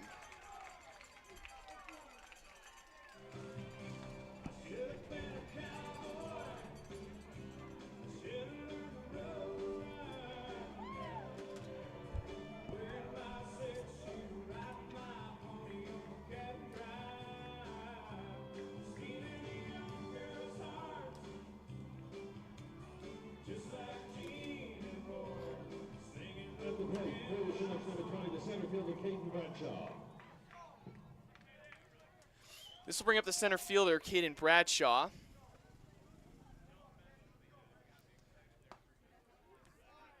First pitch is in there for a called strike 1.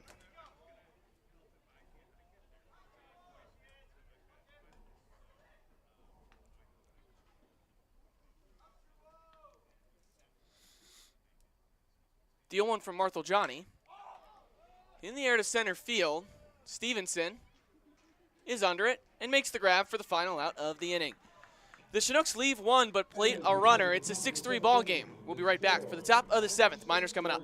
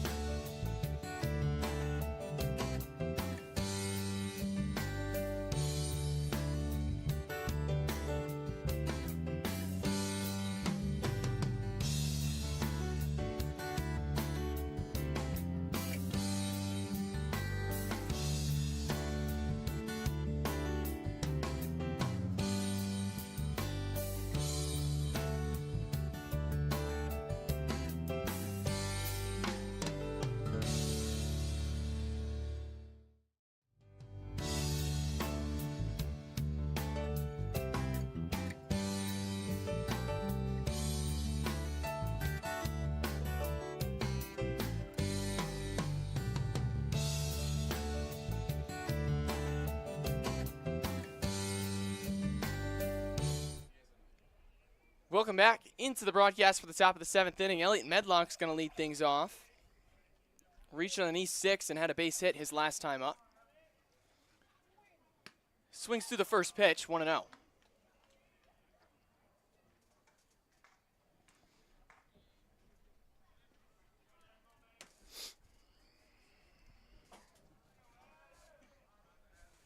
Here's the 0-1 to Medlock. Outside, 1-1.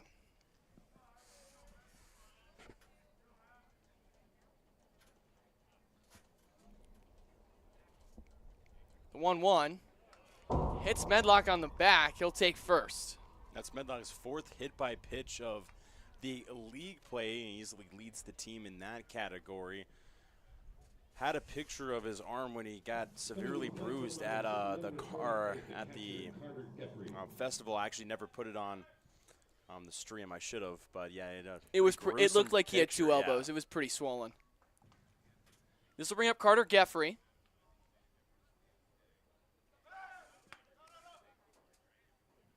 Medlock thought about taking off, but stays put at first.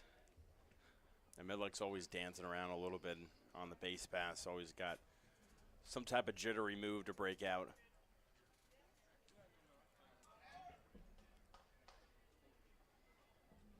The 1-0 to Geffrey. Fouled off, 1-1.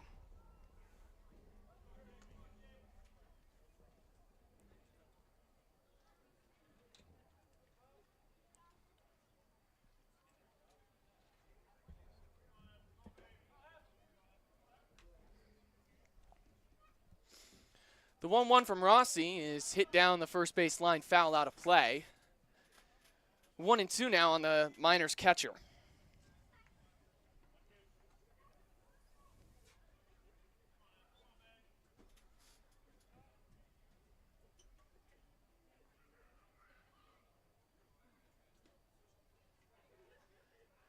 The 1-2 outside, does the count.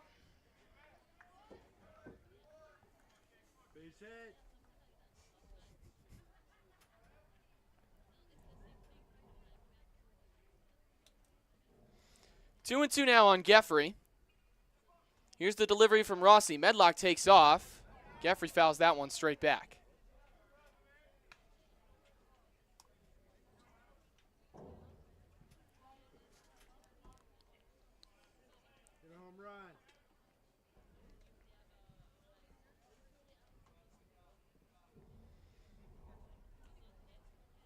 Still off of first as Medlock was hit by a pitch to start the inning.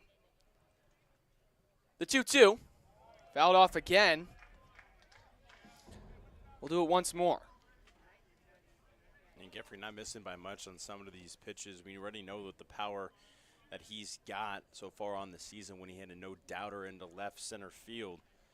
Just missing on some of these pitches, just fouling them off is exactly what he was talking about and wants to develop on this summer. Check back in on Medlock. He's in there safely at first. Medlock already has a stolen bag today. Same with Funkhauser. The 2-2 home. Fouled off again. Geffrey battling now against Rossi. Ready 1 for 2 on the day with that RBI. We're going to build on it and have another really nice day for the reigning player of the week. Rossi taking his time. The 2-2. Swing and a miss. Rossi wins the battle against Geffrey for the first out in the inning. And it took a really nice breaking pitch to do it and get Geffrey swinging and get to Evan Bilter with 1 out in the 6-3 game. Not quite over yet. That too would love a couple of insurance runs in the top of the 7th. We're going back to a bottom half. So bring up Evan Bilter. He's 0 for 3 today with a strikeout. That came back. Medlock takes off. The throw skips in. Not in time. Stolen base for Medlock. Bilter's strikeout came looking back in the first inning.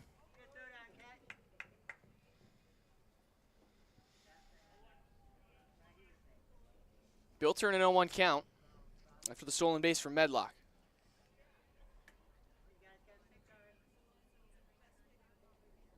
Pitch from Rossi. In there, called strike 2.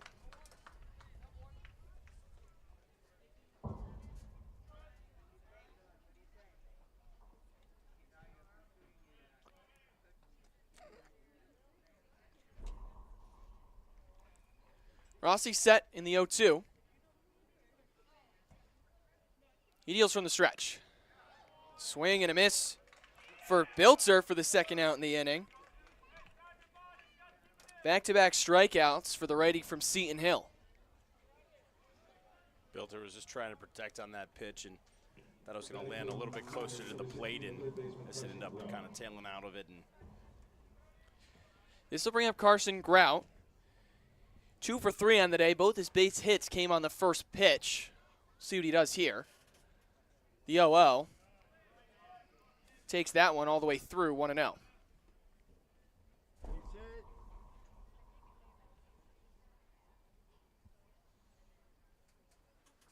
Grab one of the 2 players with a couple of hits on the day for Miners. Him and Stevenson, each with 2 hit days.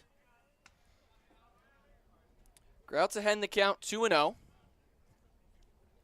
Medlock leads off of second with 2 out in the inning here in the top of the 7th.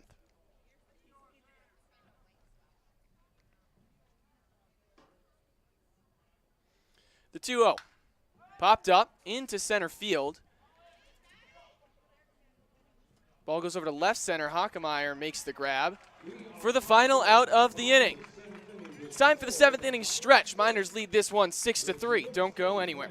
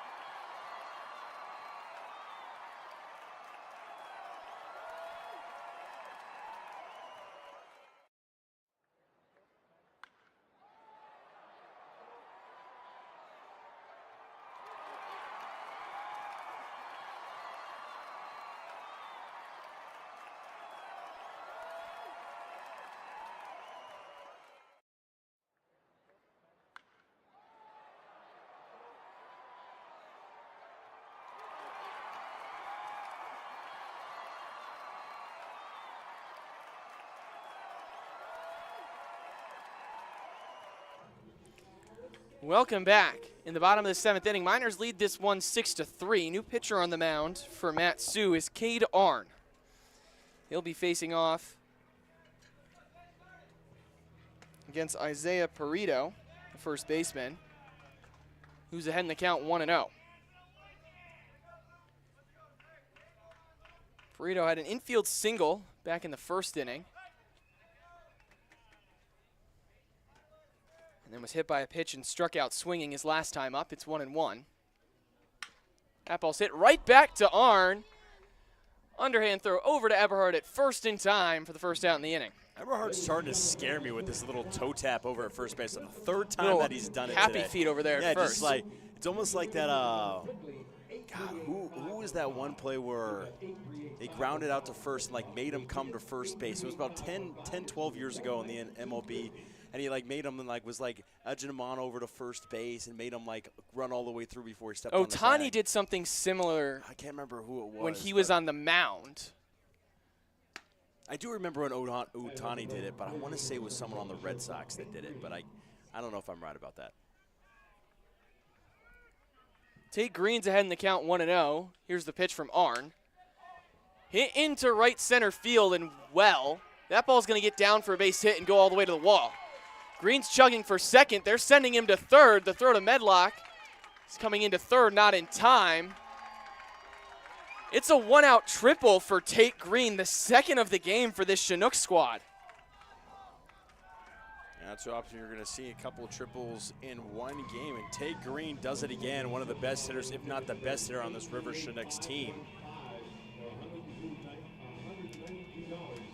Trent Cornell had a triple last inning. Tate Green was one of just the 2 players that came in with 5 or more hits on the season so far. Was hitting .333, best on the team. And that's all with the injury that he already faced earlier this year. Here's the 0-0 to Mitchell. Fastball's in there for a called strike 1.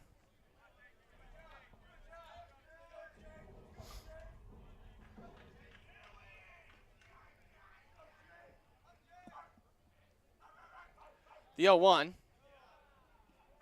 Fastball in there called at 86. Mitchell so far today 0 for 3. Love to come through and get an RBI to the right side for the River Chinooks. Here's the 0-2. Misses high. 1-2 now on Mitchell. Mitchell just needs to put a ball into the outfield to score Green with a lot of speed over at third. It's a 6-3 ball game in the bottom of the 7th inning. Here's the 1-2. In there, called strike 3. Mitchell goes down looking for the second time today. And that's Arn's 3rd strikeout in now 5 2/3 innings pitched for this Miners team this summer in league play. It's only the 2nd extra base hit that he's given up. He gave up 1 double earlier this season, but trying to keep that lone run over at third after the triple off the board with a big strikeout there. The first pitch to Laidley is in there for a called strike 1. Laidley needs to bat 1,000 to plate the runner from third and make it a 6-4 game. That was something that we talked about coming into this game was the pitch is hit into left center field. Stevenson's over, and he makes the grab on the fall for the final out of the inning.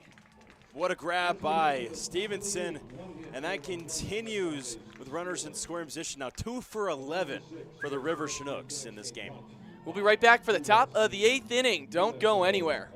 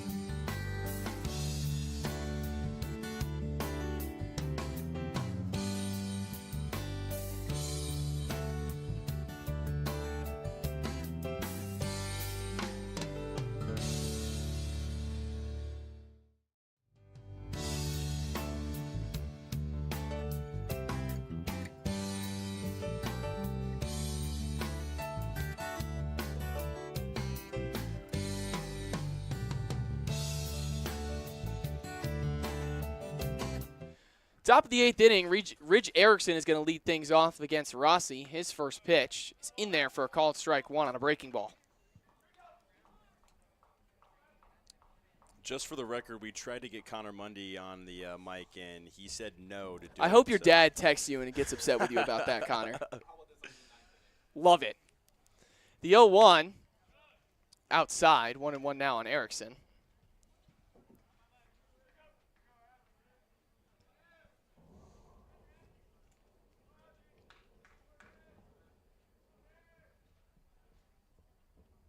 The 1-1 from Rossi. Fastball in there, called strike 2. Erickson collected his first base hit last time up.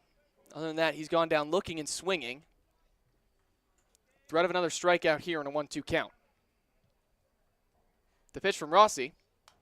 Fouled straight back at the camera. There's the one that came straight back. It's the first one that's come right back at us. That was. Will most likely be the first of many, with the broadcast booth location right behind home plate. The 1-2 again. Runs inside and hits Erickson on what looked like the hip or the upper thigh. He'll take first base, and the leadoff man is aboard for the Miners. All I'm going to say, though, is a good thing that foul ball was on my side of the fence in this box, because you guys all would have heard Landon scream like a little girl. If like, hey, it was I on didn't his flinch side when that of ball things. came straight back, so I'm going to fight for myself here. That's because it was on my side.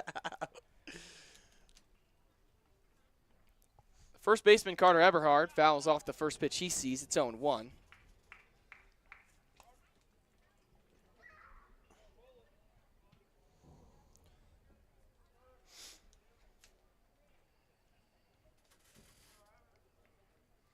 Eberhard is 1 for 2 today. For 3, excuse me, as he fouls off the bunt attempt, 0-2.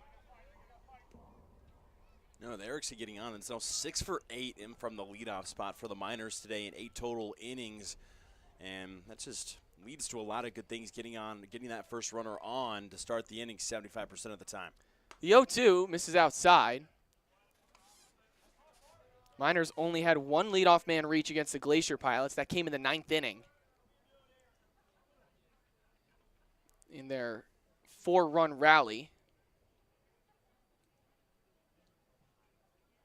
Rossi deals the 1-2. Eberhard swings through. He goes down swinging for the first out in the inning. Yeah, the real difference in this game is with runners on, the Miners are 6 of 18, hitting .333 with runners on, and 2 for 14 on the day for the Chugiak Eagle River Chinooks. That's just a really, really poor performance with runners on, and that's something that the River Chinooks, continue to kind of struggle on early in this season.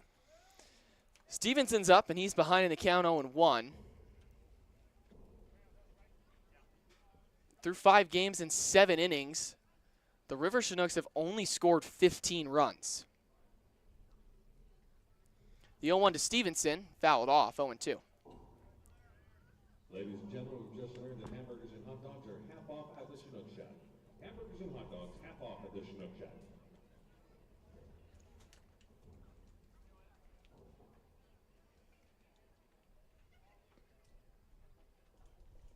Rossi deals the 0-2. In there for a called strike 3. No, it's going to be. I heard foul ball all the way through, but I thought it was going to be a foul ball. But so did it I. wasn't. He Home just plate umpire went all the way through and ended up out of the catcher's mitt. There was no chance to run to first base for a drop third strike because the base was occupied at the time. So that just leads to an out. But I thought it was a foul. I thought he fouled it off. Erickson now leads off of second.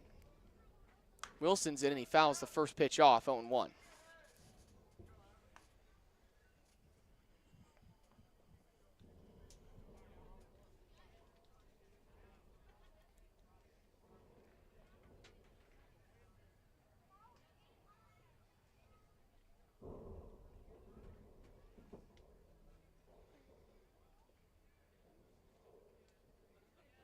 The 0-1 from Rossi.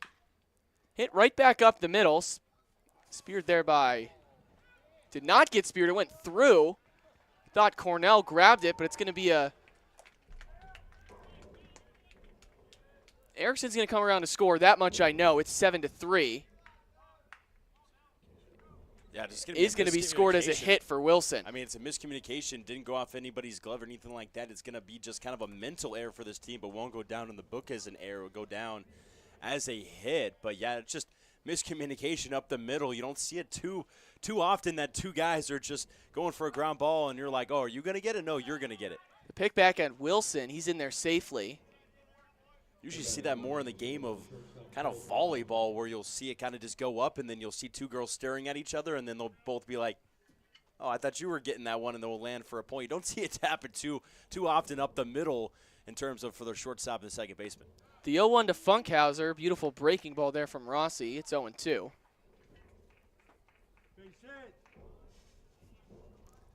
Fandor Wright wants a base hit here from Funkhauser. Here's the pitch.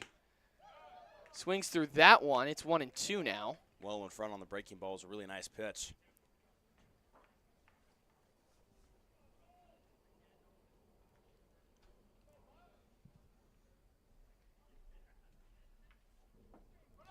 The 1-2. Beautiful base hit for Funkhauser. Going to third is Wilson. He's in there safely. Runners at the corners with 2 outs for the Miners here in the top of the 8th inning. Beautiful ran play on the hit and run as Wilson was taken out. Had it in the first and third in. Oh, what a beautiful play, poking that into the hole between short and third as the shortstop was kind of moving to his right to cover the bag. At the plate for the Miners, number 12, the second baseman, Elliot Medlock.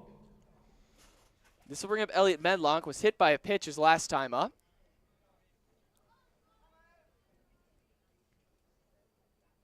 First pitch from Rossi, skips in there, 1-0.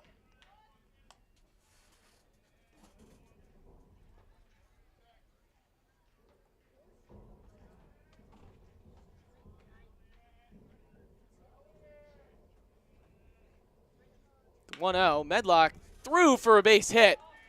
Wilson scores easily. Off to second is Funkhauser. It's an RBI single for Elliot Medlock. Medlock comes through again. This Miners squad, he's been really hot so far on this season from Bryant University, and you know he's could be a really important piece. He's kind of cemented himself as the two-hitter in the order for this team, and has proven why he is high up and gets a lot of ABs for the Matsu Miners. This will bring up the catcher Carter Geffrey with runners on first and second. Still 2 out in the inning. First pitch to Geffrey's outside, 1-0. 8-3 ball game here in the top of the 8th inning. Miners have 12 hits and 1 error to the Chinooks 6 and 2 errors. Here's the 1-0. Outside, 2-0. Same looking pitch, kind of the same spot as well. And Geffrey in a really good hitter's count. Expect the fastball here.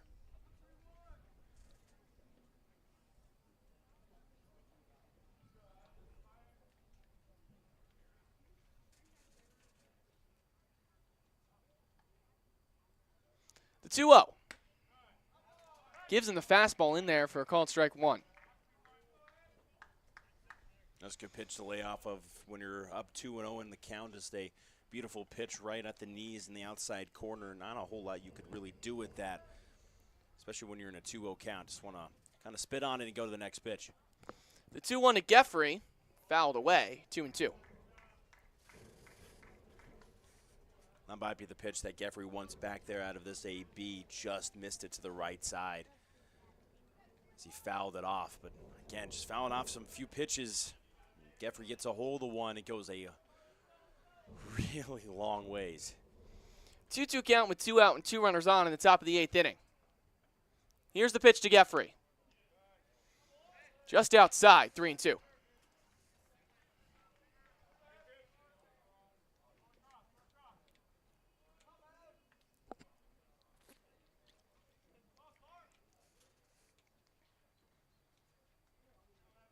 Runners will go on the pitch.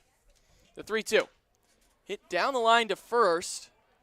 Pareto spears it, steps on the bag himself for the final out of the inning, but the Miners score 2 more to make it an 8-3 game. We'll be right back for the bottom of the 8th.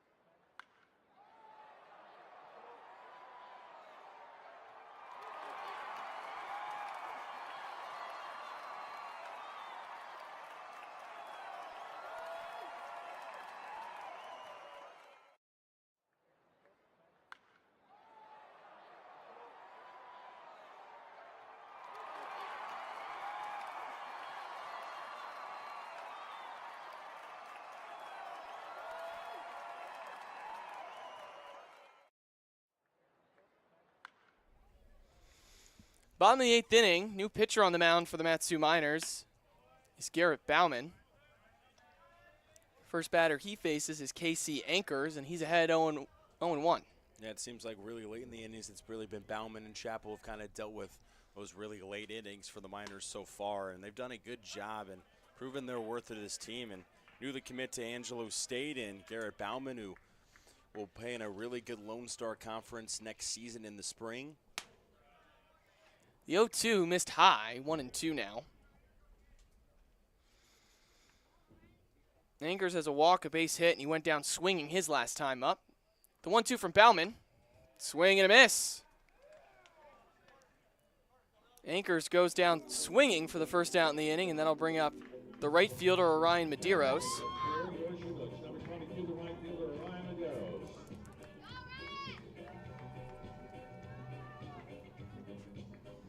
Just needing 5 more outs in this game to go to 4-2 and kind of stay on pace with the Bucks. Right now, they are not playing today in a league game. I believe they're playing out of conference. If Playing I'm correct. a non-conference, Yeah. a Legion team, I believe. The 0-1 popped up foul. So we 0-2. If we do win this game, it would turn to a game-and-a-half lead back for the Bucks again, and then facing the Bucks in Anchorage tomorrow as well, which will be a very, very important game to try to sneak back to within a game or a half a game of Anchorage before getting a much-needed extra rest day on Saturday. And if you're in town and happen to want pancakes, come to our pancake breakfast as well. Here's the 1-2. This is inside. 2-2 now on Medeiros.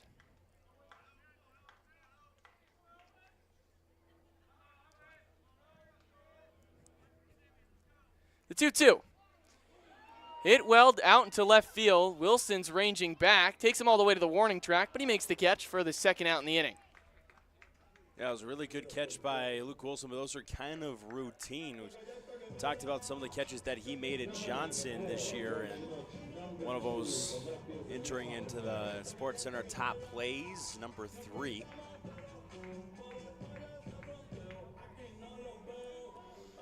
This will bring up Nick Hockemeyer. Walked his last time up, has a base hit to his name today as well. Here's the 0-0 from Bauman. Outside, 1-0.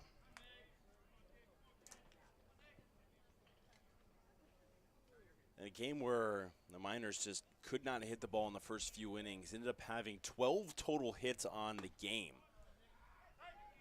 Just shows how they can kind of completely turn it up in the second time through the order, third times through the order. Ball's hit into left field. Wilson coming on, makes the grab for the final out of the inning. We'll be right back for the top of the 9th and a special guest here on the Mat-Su Miner YouTube broadcast. Don't go anywhere.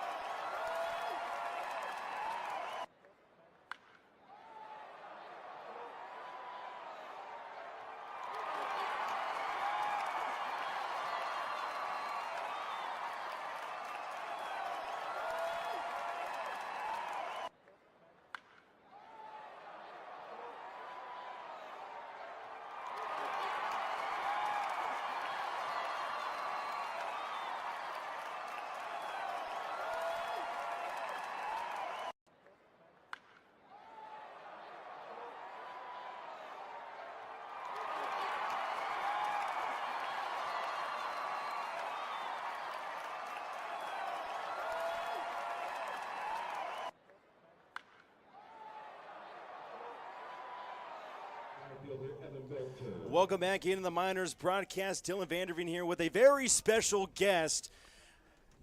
Connor Mundy joining the broadcast for the very first time. He's the first live person to kind of come into our broadcast today. And welcome in here, Connor. Thanks. I want to give a little shout out to my dad. Hey, Dad. I did take the chance, by the way, so I'm on the broadcast. Deep shot by Bilter, who will line out into center field to start the top of the ninth. 8-3 games so far. This team kind of just seems like they've gelled so well so early on. How do you guys kind of just move it around together? And it's just 3 weeks together, never really knew each other. How are you guys being just so close and such a good team? I mean, it's all about just the connections and the communication. I mean, we're all seeing pretty good buds now. I mean, shoot, me and Carson up to bat right now, we're pretty close now. Same with Ridge Erickson on deck. Just pretty much doing things together, doing all the community service hours and everything else. But yeah, I mean, even though it's been 3 weeks, we've pretty much come really close with each other. Now you got the chance to also be really close to our GM as well, and Pete Christopher and Denise, and staying with them as well as that ball is through and up the middle into right center field as Grout keeps on hacking, and we'll get a 3-hit day to continue a strong outing from the Iowa kid. It brings up Ridge Erickson, who you were just talking about. Such a good hitter just in his sophomore year. Oh, yeah. He's been really good, especially seeing him at practices and stuff. He knows how to take advantage of live ABs and knows his counts, what positions he's in. So he knows where to place the ball when needed, especially knows how to get a job done. It seems like he's also in constant communication with the umpire back there. It seems like almost every single pitch he's making sure where exactly the zone is landing. Yeah, it's always a good thing to know. I mean, having communication, knowing what his his lines are for a strike zone. I mean, every umpire is different, so getting to know that and understanding that so you know for your next pitch is really great. 0-2 on the count, 1 out. You got Grout waiting out for first, that is low and outside to a 1-2 count. Another thing with Ridge, he's a very, very disciplined hitter. Like, throwing against him in live ABs, he showed a lot of discipline on the plate, not chasing anything, always a competitive hitter, knows how to take advantage of those ahead counts. Worked himself from an 0-2 to a 2-2. Stepping back in for the 5th pitch of the AB. Grout still leading off a first, and that is the second time that Erickson has been pegged by a pitch today. But you know, as a catcher with Ridge Erickson, you might be a little bit more used to it than a regular batter would be. Oh, yeah. I mean, catchers get hit all the time by wild pitches and everything else. I mean, they seem to take it off pretty well, especially by a hit by pitch in the box.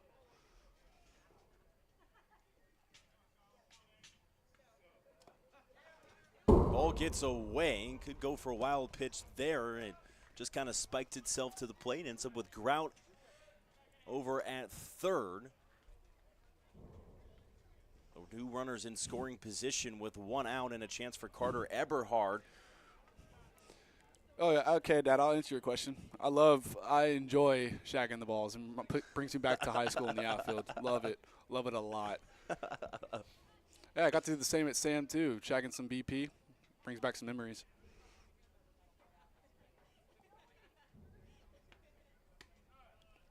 Could have been, you could have been Grayson Chappell, who said it in his get to know you that he was going to become the ball sack boy for this team and carrying all the balls for the pitchers. So could have been that at least with Grayson Chappell saying that in his get to know you. Yeah, he takes great pride in being the ball sack boy, bringing our gamers to the field every day.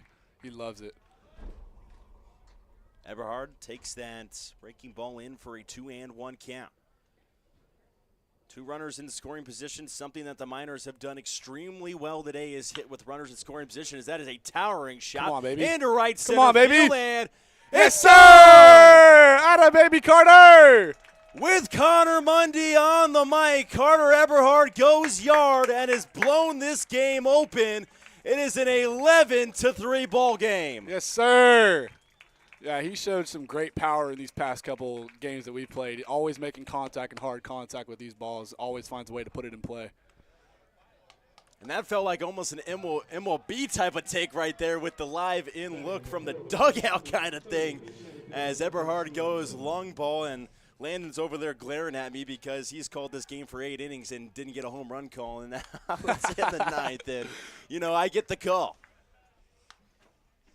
You'll get your chance. It's okay. He's only called 5 this year. Yeah. You've gotten plenty of chance. You've gotten plenty.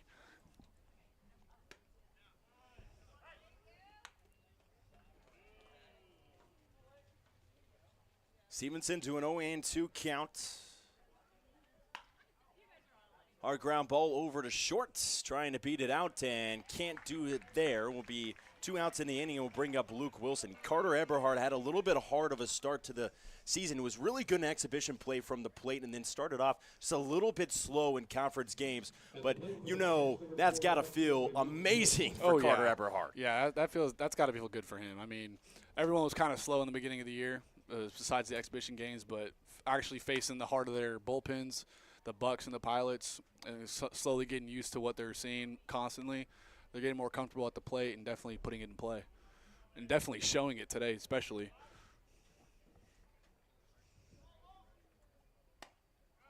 Ball landing in for a strike, 0-2 on the batter in Luke Wilson. Luke was a little banged up after hitting the wall on a ball that went out and had to take a couple of games rest in order to get himself right, and collects himself a base hit into center field to keep the top of the 9th going. 3 runs isn't enough for the Miners. They want more in the 11-3 game. Oh, Fisher. What can you tell me about Fisher Sims here? Oh, man. I mean, even though he's a hometown kid, I've gotten to know him pretty well. He's a upstanding guy, always funny, always can crack a joke with him. He's a good little guy from hometown. Tell me a lot of spots about this place and where to go and where to sightsee. He's a good guy to get to know, especially if you're up here in Alaska. And plays over at Colorado School of Mines in a conference that I actually do broadcasting with in the RMAC conference. He's going into his freshman year, correct? Or no, is he going to be a sophomore? He's going to be a sophomore. Yeah, okay, he's going to be a redshirt got it. freshman, but yeah. Sounds good. Towering shot into left center field, Fish. sending them back towards the wall and making the catch on the warning track. The center fielder and left fielder were still going backwards. It was making me pretty nervous out there in left center. But the top of the 9th will come to a close. And Connor Money, thank you for joining us here on the mic. Love to have you with the home run. Of course. Thank you. Thank you.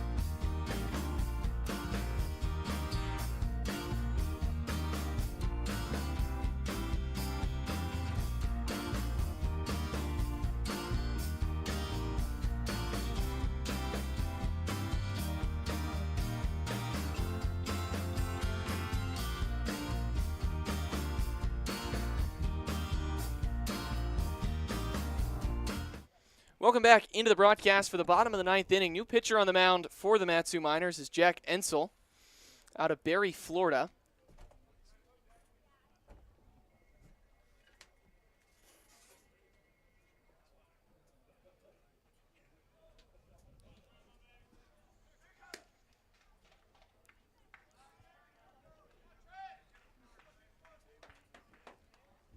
Miners lead this one 11-3 after the shot from Carter Eberhard to blow this game open.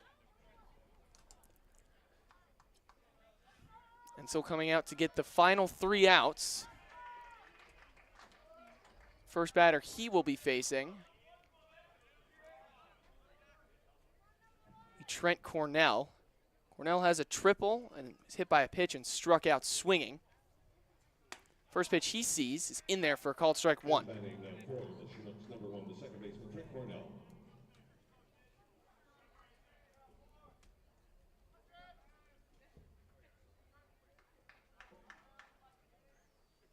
Now, with 15 hits for this team for the Miners, that is the most hits that they have had so far this summer, with whether it's exhibition games or not exhibition games. The most was 13 back versus the Anchorage Bucks on June 3rd. The most in regular play was 10 against the Glacier Pilots in their last game back on the 17th.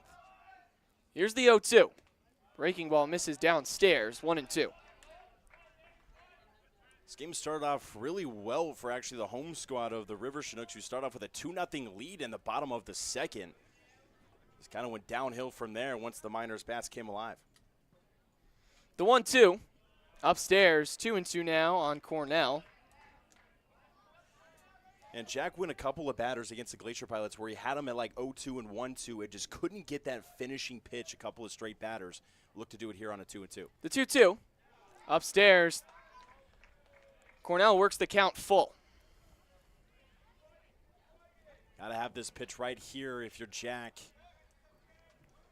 Coming a long way from Barry, Florida. The payoff pitch. In there, called strike 3. Cornell goes down looking for the first out of the inning, and Ensel finishes the batter off. It finds right on the corner of the zone and the high in the inside corner, and it's that first strikeout. It is strikeout number 14. 15 if you count Malkey having 11 strikeouts instead of 10 strikeouts. That would be 15 total Ks. Breaking pitch is in there for a called strike 1 from Ensel.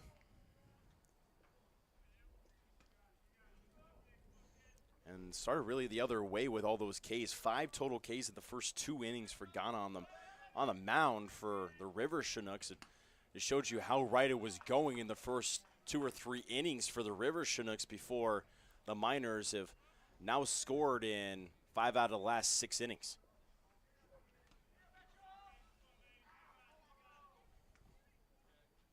Bradshaw on even 1-1 count. Here's the pitch. Runs inside, almost hits him. 2-1.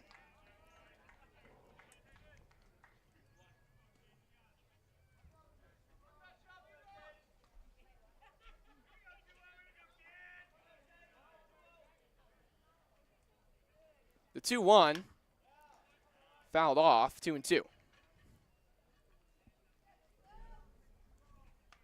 Bradshaw reached on an E5. It scored those 2 runs in the bottom of the second inning. He's gone down looking twice.